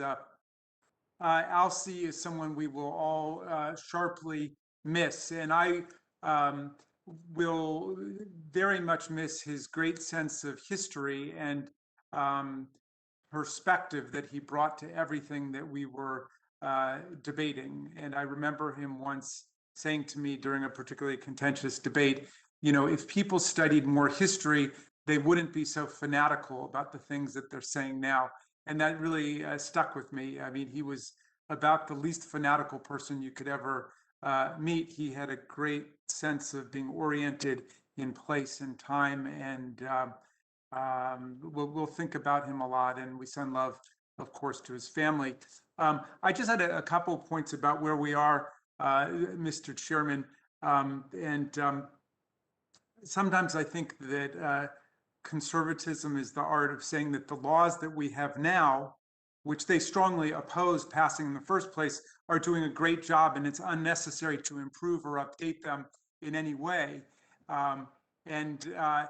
You know, it's the argument that I've heard most here is, well, we don't really, you know, need to have the Paycheck Fairness Act because the law that we have now, which forbids explicit gender discrimination, is quite enough. But of course, when those laws were passed, it was said, let the market take care of it. If you know, if it's actually bad for businesses to discriminate, they won't do it. But we understood that discrimination against women has been deeply rooted in culture and in society, and we passed those laws. Those laws are not enough now because no employer is foolish enough to come out and say, well, we're going to pay women 60% of what we're paying men. They understand that will get them a lawsuit, but they can just go ahead and do it and try to maintain that it, you know, it has to do with some other kind of natural difference or just some sort of contingent event that has nothing to do with gender discrimination. And I think that women in America, men in America, the society is just too smart for that. And I think that the Paycheck Fairness Act is totally warranted today. And I was just wondering, one question for Ms. DeLauro and then one for Mr. Courtney. Ms. DeLauro, do you believe that the market will just take care of this if we just say, as long as nobody explicitly discriminates, everything's okay? Mhm. Well, let me thank you. I thank you, gentlemen. Thank you for the question. I have in front of me employment and earnings by occupation. Okay, and this is with regard to, to what the market is. I can go through this. It's an alphabetical listing. We talk about civil engineers. Men make $91,000 a year, women 79. Same jobs. Childcare workers, 25,000 for men, 22 for women. Whatever profession you are looking at, detectives, criminal investigators, $90,000 for men, $71,000 for women. Economists, $122,000 for men, $102,000 for women. If we have to rely on the market, I'll be very upfront with you, and without any intervention here. In a book I wrote several years ago called Waging the Battle for the Vulnerable, I said if we did not intervene in some of these areas and make bring government into the to bring equity into a number of these areas with regard to safeguards for men, for women, for children, etc. And if we didn't do that at the government level, then excuse me for this, then we are all screwed, because it is all about really allowing, when we see what the discrepancies are and where the discrimination lies, that we in fact have an obligation to correct that. And that is exactly what the Paycheck Fairness Bill does, because the market is not protecting that, and it hasn't done that substantially. Madam Chair, thank you very much for that lucid explanation. And Mr. Courtney, but I was very taken with Mr. Perlmutter's point about the attack on lawyers, which seems to be an irrelevant distraction from whether or not people are going to have rights to gender equity. And I'm just wondering why you think this ideological attack on lawyers or trial lawyers comes about in certain circumstances, but not in others. I mean, as you know, I spent a lot of my time this year on the impeachment trial of President Trump, former President Trump, for inciting a violent insurrection against Congress. He had brought 62 lawsuits. He had teams of hundreds of lawyers suing every state that he thought was getting in the way of what he still maintains as his victory in the presidential election. He sued lots of counties. He had tons of trial lawyers. He spent tens of millions of dollars that he raised from supporters to do it. And nobody said, oh, well, we should stop him from exercising his rights to due process because some trial lawyers are getting rich. That's how our system works. I mean, if you want to abolish the civil justice system and go to a king, I suppose you could get rid of all the trial lawyers. I just looked up a website. There's a website that has all of Donald Trump's litigation, more than 3,500 lawsuits. And the vast majority of them, he's the plaintiff. He's the one who's bringing the lawsuit.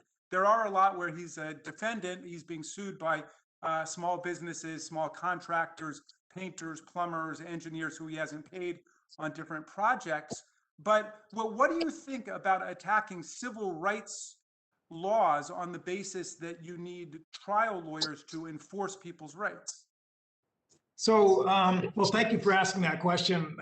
Again, my Republican father, who practiced law for almost 50 years, was somebody who used to get very irritated sometimes when he heard that kind of rhetoric, which has been around for a while, talking about Elsie's historical perspective. I mean, it's been a commonplace complaint. Even Abe Lincoln, used to talk about, that sort of argument that he heard a lot of, back in the day. And, all I would say is, again, I have a brother who was actually in a litigator who in the area of employment law. And I will just tell you this, there is no almost less lucrative, area of law than folks who are in the employment area. And even with, Rose's bill being enacted, it's still going to be, the notion that the floodgates are going to open and it's just going to be, this opportunity for,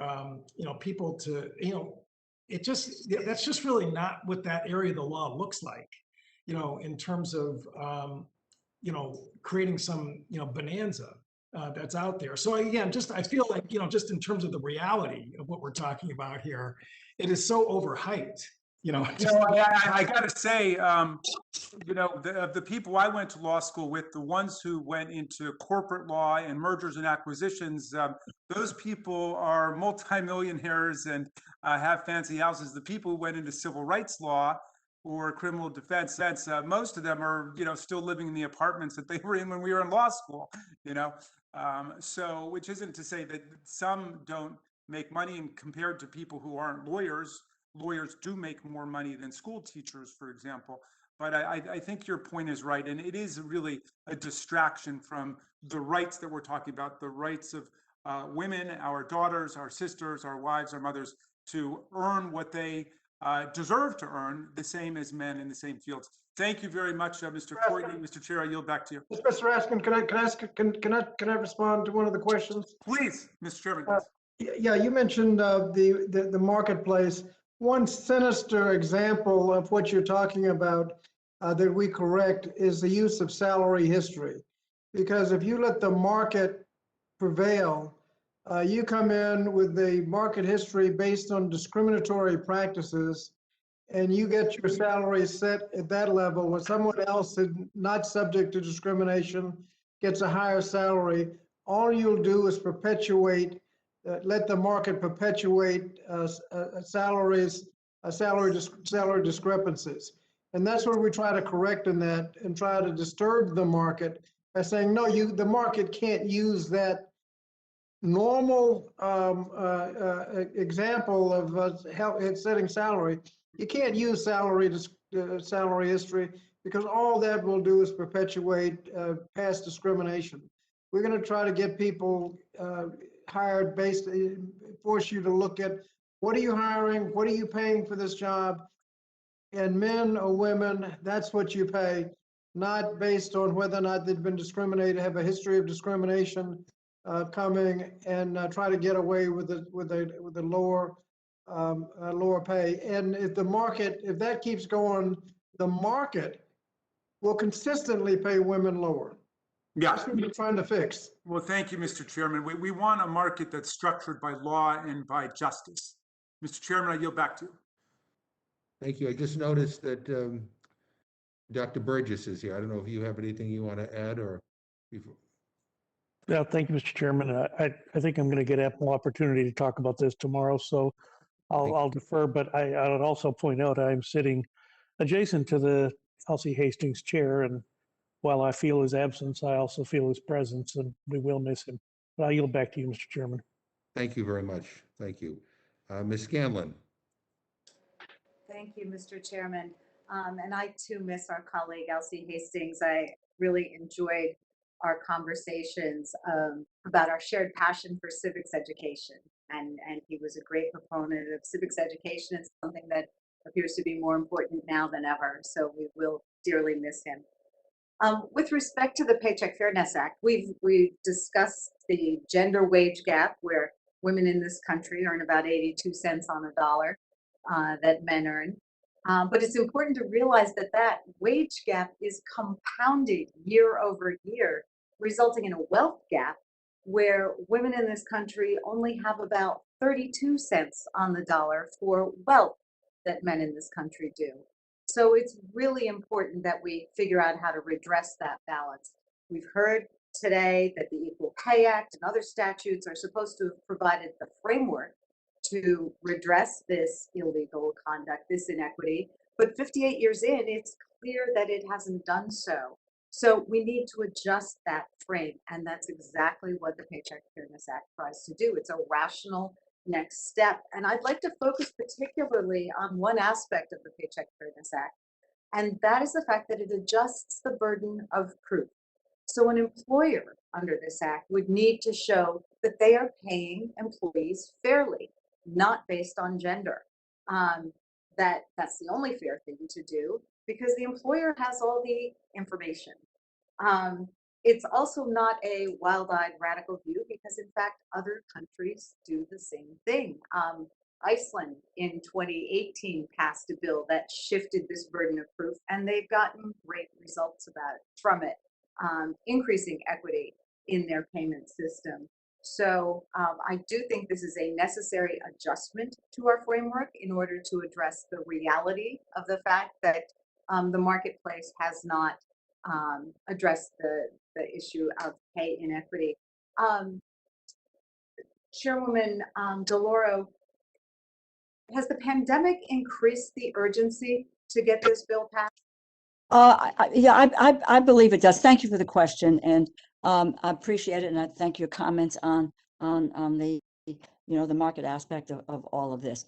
I think I said at the outset of my comments, I think that the pandemic has exacerbated what we've known to be the inequities of the past, and the economic inequities that really deal with the economic insecurity of women and their families.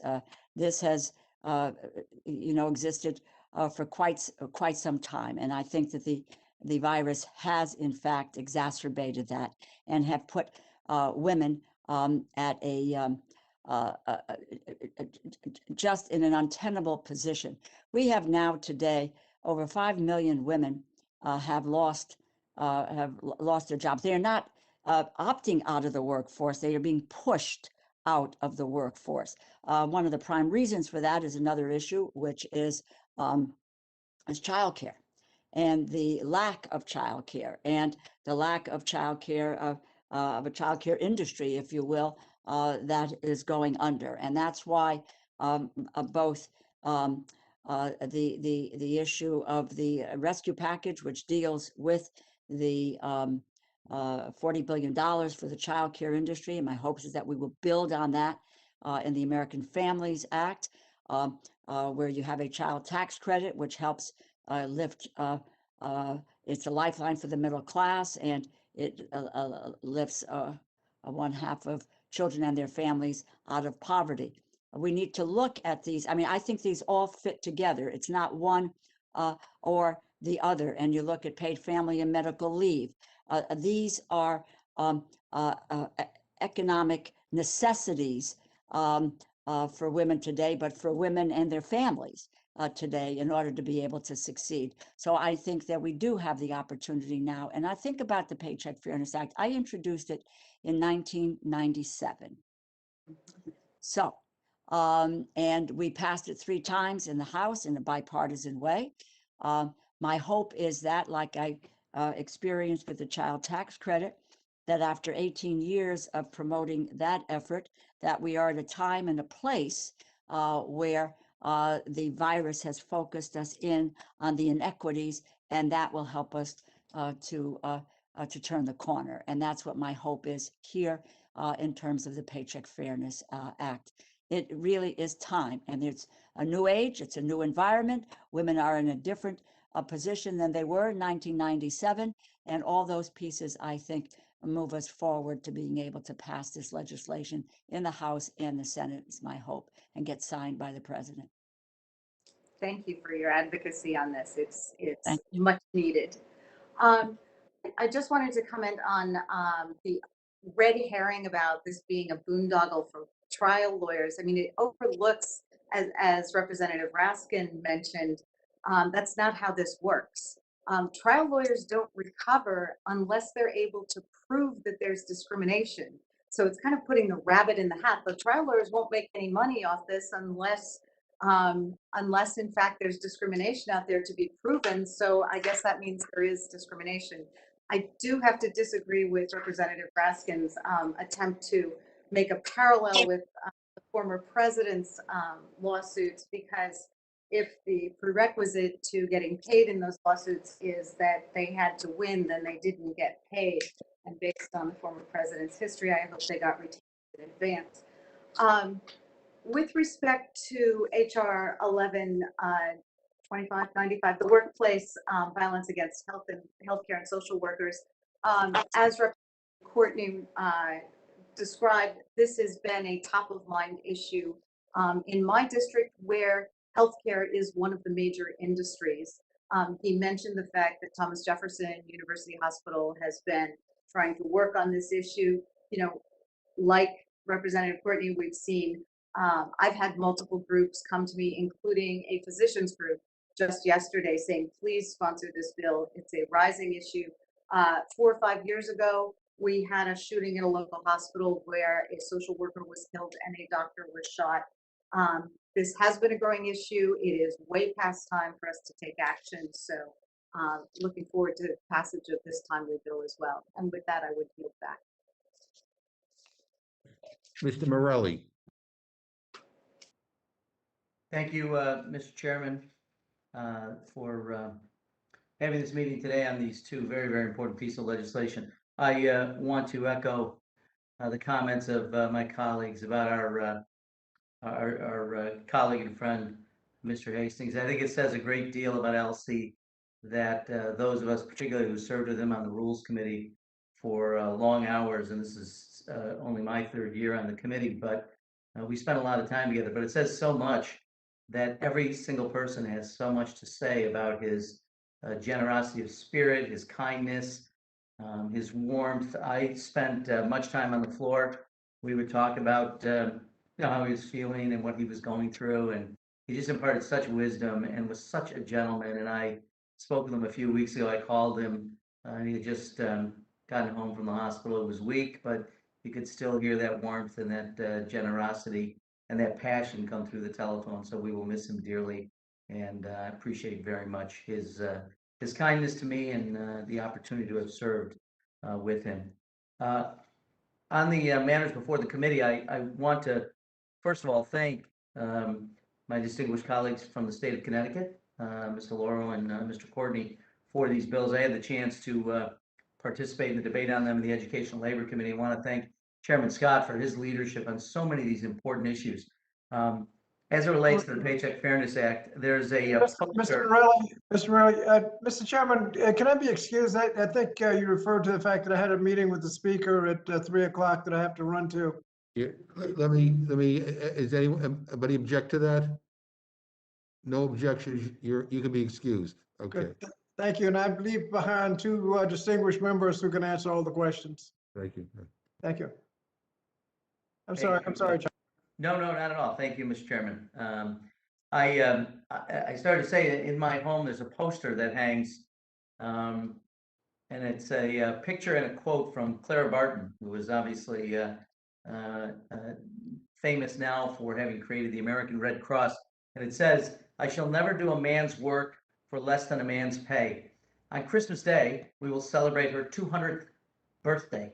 200 years, the 19th century, she said that. And she actually, at one point, was asked to teach and said she would do it for free rather than doing it for less pay than a man received, and ultimately fought for and received equal pay commensurate with her male colleagues.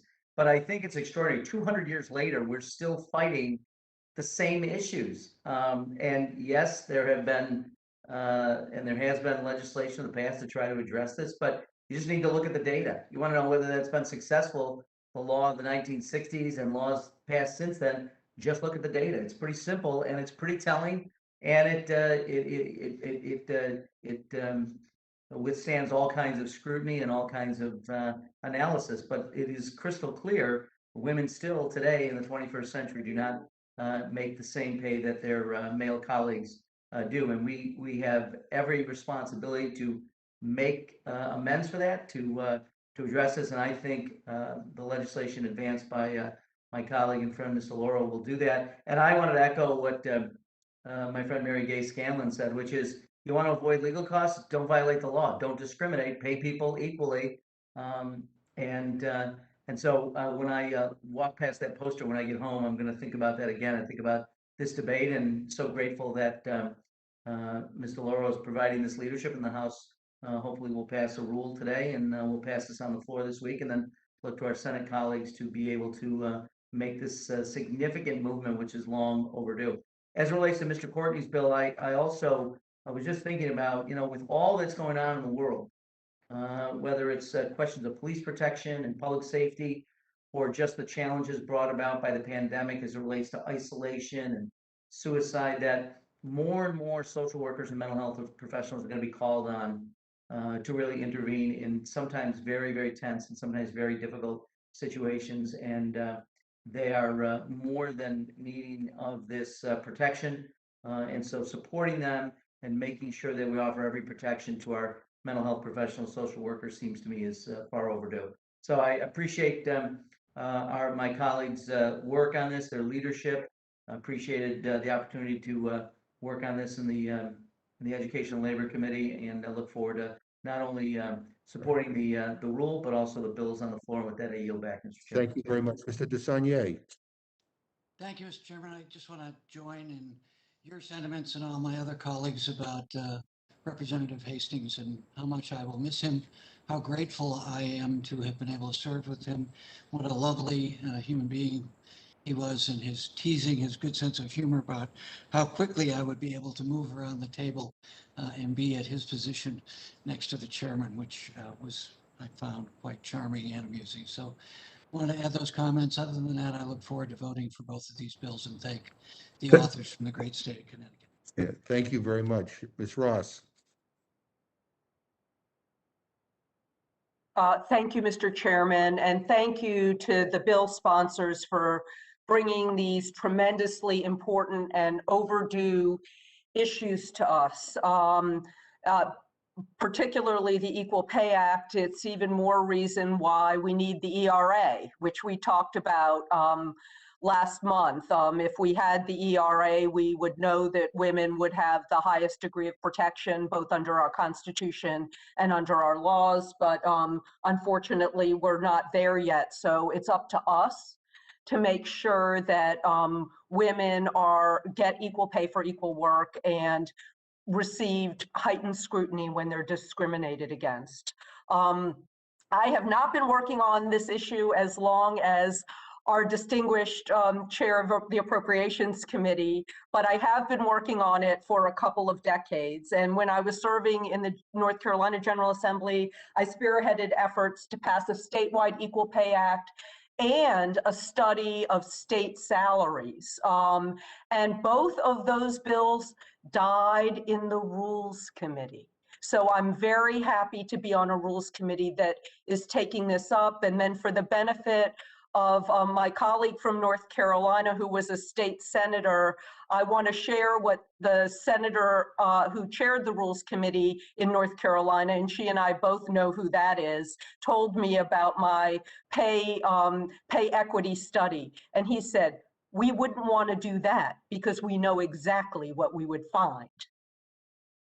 And that has been what's been going on too long. I even got a smile from you, Congresswoman Fox, our dearly departed Senator Rand. But our nation's failure to recognize the immense contribution of women to our economy and ensure female employees are paid fairly for their contribution hurts women and it hurts families. The toll of gender-based wage discrimination cannot be understated, especially when it's increasingly common for women to be the sole breadwinners in their family. It's simply unconscionable for these families to be on the average 20% poorer than their counterparts with male breadwinners. Pay inequity follows women into retirement as well. Lower lifetime earnings lead to lower Social Security benefits and lower pensions. And many women are not even eligible for pensions because of the jobs that they have. Today, women have, on the average, only 70% of the retirement income men have, and they live longer. Paycheck fairness will begin to remedy these problems. In doing so, it will add over $500 billion of earnings into our economy. Paying women equally will have important ripple effects, including cutting the national poverty rate for working women in half and benefiting 25 million children. The bill also increases companies' ability to retain talent. In the tech industry, which has a huge presence in my district, in North Carolina's Research Triangle, women typically make thousands of dollars less than men in the same role. One report found that tech companies offer women 4 to 45% less in starting pay for the exact same job. Unsurprisingly, women in tech often leave the industry due to unfair compensation. This comes at a cost to the entire industry. The negotiation skills training grants provided through this legislation are crucial to ending gender-based wage discrimination and its effects. The bill will enable women to gain and employ key negotiation skills and advocate their worth, which is one of the many reasons I support this legislation. It also is something that's advocated in this wonderful book for anybody who wants to learn more about pay disparity, Ladies Get Paid. It just came out hot off the press, and the woman who runs around doing these trainings all over the country and all over the world should be commended. She formerly worked at Red Bull. For all of these reasons, and for the next generation, please, please support this bill. It is so sorely needed. As to the Workplace Violence Prevention for Healthcare and Social Services Workers Act, nurses, social workers, and psychiatric home health personnel care aides are all at increased risk of workplace violence. In 2018, healthcare workers accounted for 73% of non-fatal workplace injuries and illnesses due to violence. Healthcare workers in my state have experienced significant incidents of workplace violence. One nurse was choked by a patient with a stethoscope. Others have been struck, cut, bruised, and bloodied. In February, a VA medical center in Durham was locked down due to reports of an active shooter on the premises. Fortunately, no injuries resulted. In 2019, North Carolina's Governor Roy Cooper signed a law which makes assaulting a healthcare worker a Class D felony. While this law is an important step, our focus needs to be on prevention, and that's exactly what the bill before us does, especially in light of the COVID-19 pandemic, which has created new threats and challenges related to workplace violence. The fearless workers who put their safety and their lives on the line to care for others deserve protection from violence. And this Congress has a responsibility to care for those who care for us. Requiring the development of workplace violence prevention plans is a common sense solution that will reduce violence that healthcare and social services workers face all too often when they are doing such important work. This is a crucial bill. I firmly support it. Thank you, Mr. Chairman, and I yield back. Thank you very much. Does any other member of the committee wish to ask a question? Seeing, hearing, and sensing none, I want to thank the panel, the witnesses for being here, and you are now excused. Thank you, Mr. Chairman. All right, thank you very much. Are there any other members that wish to testify on HR 7 or HR 1195? Seeing none, that closes the hearing on HR 7 and HR 1195.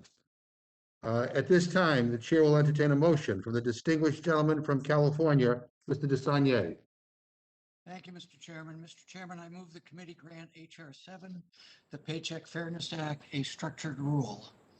The rule provides 1 hour of general debate equally divided and controlled by the chair and ranking minority member of the Committee on Education and Labor. The rule waives all points of order against consideration of the bill.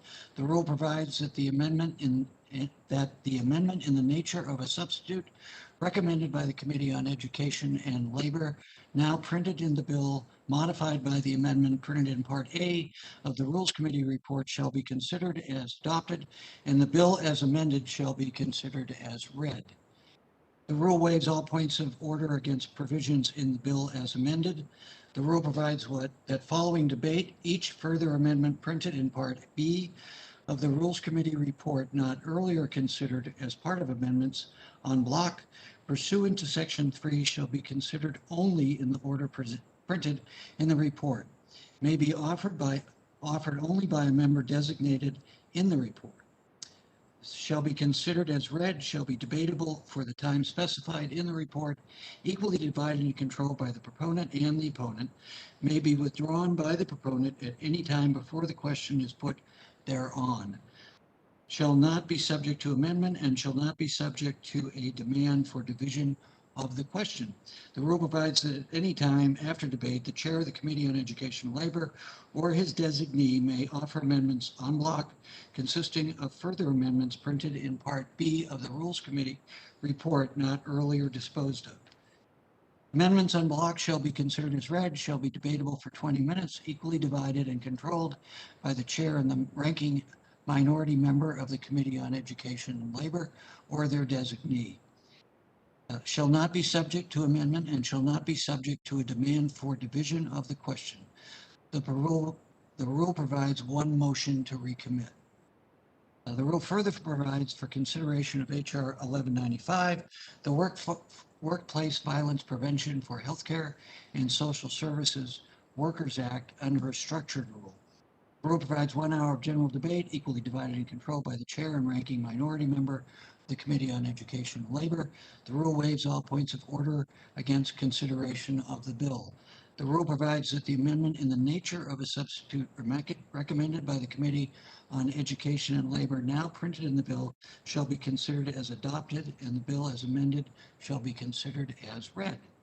The rule waives all points of order against provisions in the bill as amended. The rule provides that following debate, each further amendment printed in Part C of the Rules Committee report, not earlier considered as part of amendments en bloc, pursuant to Section 6, shall be considered only in the order printed in the report, may be offered only by amendment designated in the report, and shall be considered as read, shall be debatable for the time specified in the report, equally divided and controlled by the proponent and opponent, may be withdrawn by the proponent at any time before the question is put thereon, shall not be subject to amendment, and shall not be subject to a demand for division of the question. The rule provides that at any time after debate, the chair of the Committee on Education and Labor or his designee may offer amendments en bloc consisting of further amendments printed in Part C of the Rules Committee report not earlier disposed of. Amendments en bloc shall be considered as read, shall be debatable for 20 minutes, equally divided and controlled by the chair and the ranking member of the Committee on Education and Labor or their designee, shall not be subject to amendment and shall not be subject to a demand for division of the question. The rule provides one motion to recommit. Finally, the rule waives all points of order against the amendments printed in Parts B and C of the Rules Committee report en bloc, described in Sections 3 and 6 of the resolution. You heard the motion from the gentleman from California. Is there any amendment or discussion? Mr. Cole? Mr. Chairman, Yes. thank you very much. First of all, I just want to thank you for what we think is a very generous rule. You made most of, I think, all the amendments in order. And so I will only have one motion. And just to be frank, it doesn't really deal with the legislation in question, where you, again, have been very fair and we're very appreciative. Mr. Chairman, as you're well aware, the House is finally beginning to return to some sense of normalcy. As more members with access to the vaccine and staff continue to get vaccines. I was encouraged to hear from the Majority Leader Hoyer that we would begin to cut vote times down to 30 minutes. I think that's something we'll all welcome on both sides of the aisle. And just yesterday, the House reopened dining options, some which sold out within hours of reopening. The committees have continued to do their work with 50 committee hearings, 4 committee markups in the last committee work week. That's why I will again bring up the issue of allowing resolutions of inquiry to move forward. It just seems to me that, and many on our side, that this is a mechanism that the majority leadership is using to lock down the House and to avoid dealing with inconveniences. Mr. Chairman, I'd yield to you for a response, but what reason is there to neuter resolutions of inquiry other than to avoid, posing difficult questions to the administration? Well, yeah, I hear the gentleman. As the gentleman also knows, unfortunately, we've had a lot of extra votes to deal with. And so we're trying to get to where you are, and I will certainly talk to our leadership, but understand I've been getting complaints from members on both sides of the aisle about the multiple votes and in some cases unnecessary votes that we're casting. But I hear the gentleman. I'm going to oppose his amendment at this moment, but hopefully we can fix this. Well, I accept that. I know that in good faith you're trying to do that. And, I have some sympathy with some extraneous activity. I think it would be less of it if we had more productive things to do. And I think this would help in that regard. But again, I understand my friend, the chairman's position on this. And I appreciate the fact that you are, I know, trying to continue to work with us. But just for the record, I'll go ahead and press the amendment, but it's the only one I'll be opposing today. So we can You're get through this pretty quickly, Mr. Chairman. Okay. What's the motion? The motion would be to strike various provisions of the rule and go ahead and Okay. Add language to the resolution that would eliminate the tolling of days for the resolutions of inquiry. All right. You heard the gentleman's amendment. Any discussion? Hearing none, the vote is on the Cole amendment. All those in favor say aye. Aye. Opposed, no. No. I think the noes have it. Mr. Chairman, on that, I'd ask for a roll call. A roll call vote has been requested. Clerk will call the roll. Mrs. Torres. No. Mrs. Torres, no. Mr. Perlmutter. No. Mr. Perlmutter, no. Mr. Raskin. No. Mr. Raskin, no. Miss Scanlon. No. Miss Scanlon, no. Mr. Morelli. Mr. Morelli is no. Mr. Morelli, no. Mr. DeSaulnier. No. Mr. DeSaulnier, no. Miss Ross. No. Miss Ross, no. Mr. Cole. Aye. Mr. Cole, aye. Mr. Burgess. Aye. Mr. Burgess, aye. Mr. Reschenthaler. Aye. Mr. Reschenthaler, aye. Mrs. Fishbach. Aye. Mrs. Fishbach, aye. Mr. Chairman. No. Mr. Chairman, no. Clerk report the total. 4 yeas, 8 nays. The amendment is not agreed to. Are there further amendments? Hearing none, then the vote is on the motion from the gentleman from California. All those in favor will say aye. Aye. Aye. Aye. Opposed, no. No. No. In opinion of the chair, the ayes have it. Mr. Chairman, on that, we would request a roll call vote. A roll call vote has been requested. Clerk will call the roll. Mrs. Torres. Aye. Mrs. Torres, aye. Mr. Perlmutter. Aye. Mr. Perlmutter, aye. Mr. Raskin. Aye. Mr. Raskin, aye. Miss Scanlon. Aye. Miss Scanlon, aye. Mr. Morelli. Mr. Morelli is aye. Mr. Morelli, aye. Mr. DeSaulnier. Aye. Mr. DeSaulnier, aye. Miss Ross. Aye. Miss Ross, aye. Mr. Cole. No. Mr. Cole, no. Mr. Burgess. No. Mr. Burgess, no. Mr. Reschenthaler. No. Mr. Reschenthaler, no. Mrs. Fishbach. No. Mrs. Fishbach, no. Mr. Chairman. Aye. Mr. Chairman, aye. Clerk report the total. 8 yeas, 4 nays. The motion is agreed to. And Mr. DeSaulnier of California will be carrying it for the majority. Mr. Burgess will be carrying it for the Republicans, Mr. Chairman. And I guess that's it for the week. So without objection, the Rules Committee is adjourned.